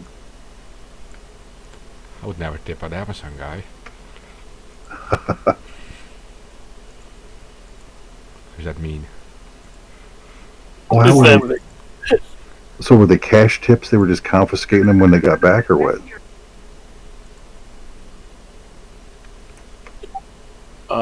No, it has to do with the actual setup, the way things worked. Yeah, well, that's some disgusting company that Amazon. It pretty much that competed all the other independent companies out of business, like local businesses, booksellers and stuff. It's disgusting to me. On the other hand, it gave them a platform too. It pretty much took over the entire marketplace. So that's their excuse for it. They're saying like, yeah, we actually give them more profit because they can sell through our amazingly huge site. No, you're just part of Amazon now. That's all you are.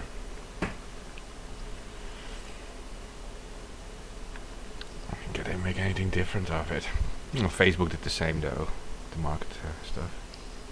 So plenty of businesses are now fully dependent upon Facebook.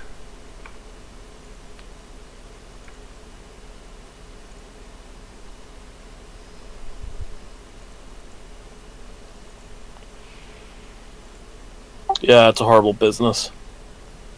Well, it is because like, your entire life is dependent upon like another whatever like Zuckerberg decides or what Bezos decides. Like if he decides tomorrow to take all books out of the store, then yeah, you can't sell anything anymore.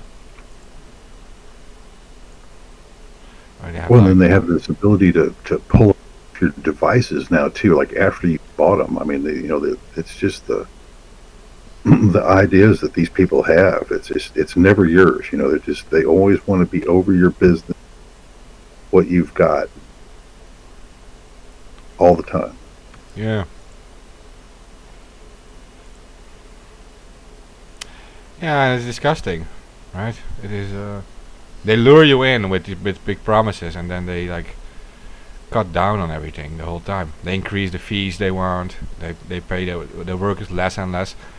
I've read that if you like pack boxes or something there, you always have to work slower than you can, because if you work at max speed and they test how fast you can be, they will increase the number of packages you have to do next week. Because you hit the limit, right? So it will say like, oh, this person is able to do 500 packages this week. That means he must be able to do 550 too. So next week you have to do 550 for the same bucks. Right. Yeah, I've seen all these interviews with Amazon people, and they say like, yeah, we work slower than we can, because otherwise they're going to increase the quotums, and we're pretty much fucked. Well, they started using automated AI, and then that's the problem. Yeah, that's the end result. Replacing all the essential employees with AI, drones to deliver, robots to Not pack. just drones, but actual robots like picking off the pallets and everything. Yeah. Yeah, they had automated robots that were doing that, and they couldn't keep up with the human workers. The human workers couldn't keep up with the robots, and there was actually a guy who died in the European Union. I believe that. Amazon killed them, pushing them too hard. Yeah, no, seriously, yeah. I saw Yeah. the patents they registered too, like the patents. They have like a guy in a cage and stuff working in between robots. Literally, employees in cages. They had these patents. So I'm just saying. Really? Yeah, you can look into the Amazon patents, and you will find you literally have this drawing. You see like an employee working in a cage, like a huge cage, and these cages. I are- would cage. Yeah, you work like as a human employee in a cage, metal cage, in between all these drones and robots like moving around. So they're saying this is for your security, but it's literally a cage, like a bird cage. What? Yeah. No, I remember. No, I remember seeing that. It's just, you know, you just see, you guys just don't understand true visionaries, man, who come up with this kind of stuff. I mean, you know, they're twisted, man. Yeah, they have the excuse too, right? They say like, yeah, we have the excuse is to keep you safe, right? To keep you safe, you're in a cage. Is it a cage that you can get out of, or do they lock you in it and be like, here's your shift? Pretty sure, okay, if you type in Amazon cage on Google or whatever, you will find the cages. So yeah, yeah, and then that's the stuff. Can you imagine? Like you have the employees, they already cut down on your wages. You have to do 550 packages instead of 500 you did last week, and now they're putting you in a cage too. You know, this is kind of. So I know I've seen another place where this happens, but it's kind of unavoidable. Is these guys that are on these big sky cranes, because it takes them like an hour to climb up to their cab up there. I mean, they've got their own air conditioning, shitters, food, everything, refrigerators. You know, it's like, so it's very similar. You're locked in a box, but it almost has to be that way because you run a big crane, right? I mean, you know, being a worker at Amazon's different. Yeah, I see Some the chat. jobs are very similar. See in the chat they say fire cage. No, it's like literally like a real cage. It's a metal cage, like a bird cage, and the person sits there in the cage working, and around him you see on the patterns you see like these robots flying around, so to speak, because they have like a drawing of the cage, right? And the drawing is patented, like the model and stuff they use. So, yeah, I'm not sure if they implemented it. I think because there was some coverage given to it, like some media talked about it, and maybe they stopped doing it, but they have the patents, right? So they were planning it. Otherwise they wouldn't. Imagine they were probably like, what the fuck were you thinking? Yeah. Oh no, man! This is what you do if you're like in a research department at Amazon looking to increase productivity. we're not really trying to. We're not going to call our workers slaves and treat them as such. We're going to, they're partners, and we've got this new environment for them to work in. It's just, what, this is what you come up with. It's like, what? It's the ultimate solution. Can we treat this guy like a slave and push him almost till he gives up like a horse? You just push his face right into the dirt. You got everything you could out of him. Can we do that in Amazon? That's the big corporate question. Is it better for our bottom line? Will it hurt us in that way? What can we get away with?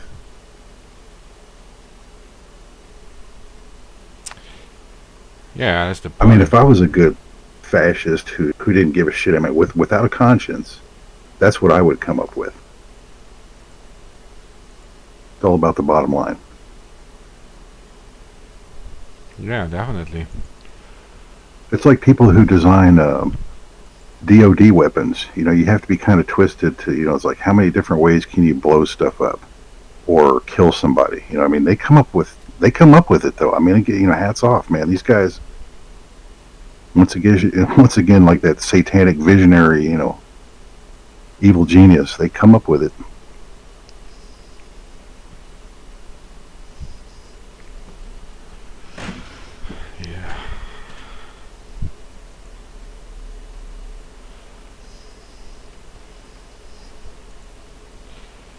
Okay. I think we covered everything for tonight, right? Minus the medical. Yeah, I think we're there. Been a long time. Yeah. Okay. Shall I end the stream? Yeah, go ahead. I'll give the anonymous PSA for part 2. Make sure you spay and neuter all your politicians. And lobbyists, and especially Joe Biden. We can't have any more Bidens running around. Okay, guys, if you're still listening, please share it around. Oh, wait. We have something important that I forgot about that I just remembered. Yeah. You didn't end it, did you? No, it better be important. Yeah, hold on. I'm trying to scroll up and find it. It has to do with Eric, the guy who was arrested in... oh, yeah. Yeah, a reminder. Eric Levi, the 92-year-old campaigner who was dragged off by cops at Julian's last hearing. He's quite down at the moment, and he's stuck in lockdown. How come I can't find it? Oh, there it is. Alright, I got the full message now. We're good. We are trying to get peeps to send him some fan mail to cheer him up, postcards, messages of support. His address is 27 Morton Crescent, London, Northwest 17 RG. So if you want to send Eric some support, there you go. You remember, and Eric is an anti-war activist who has been literally active since World War II, advocating against the war, and he's right now protesting. He was every day protesting for free Assange, and he is 92 years old. I think he's 93 actually now. But yeah, and he's depressed, and he would appreciate if you sent him some mail. So AK just gave the address. If you missed it, and you can scroll back a little in the YouTube video. I can publish it to Modema Rose. It was specifically given, and I think it's public already somewhere. So it is. We will publish it for you. Well, we have to be careful doing that because somebody will fucking troll us and just report it for doxing. Oh yeah. Okay. Yeah. Well, he was on our show too, and he appreciates it if you would just send him like mail and stuff, because the guy's 93 and he obviously he loves to protest and stand up for all our rights. So he can't now. So that is kind of sucks.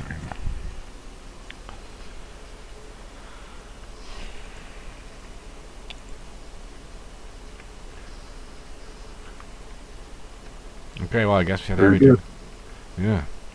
Yeah, I don't have anything more. I don't think I haven't seen anything.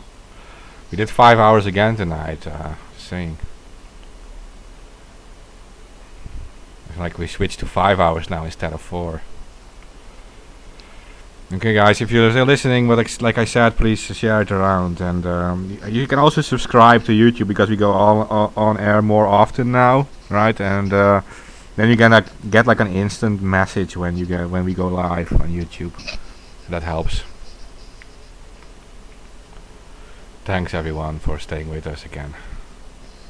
He summoned it. They're like with us from like first second of the episode. It's like, yeah, a lot of dedication. Yeah.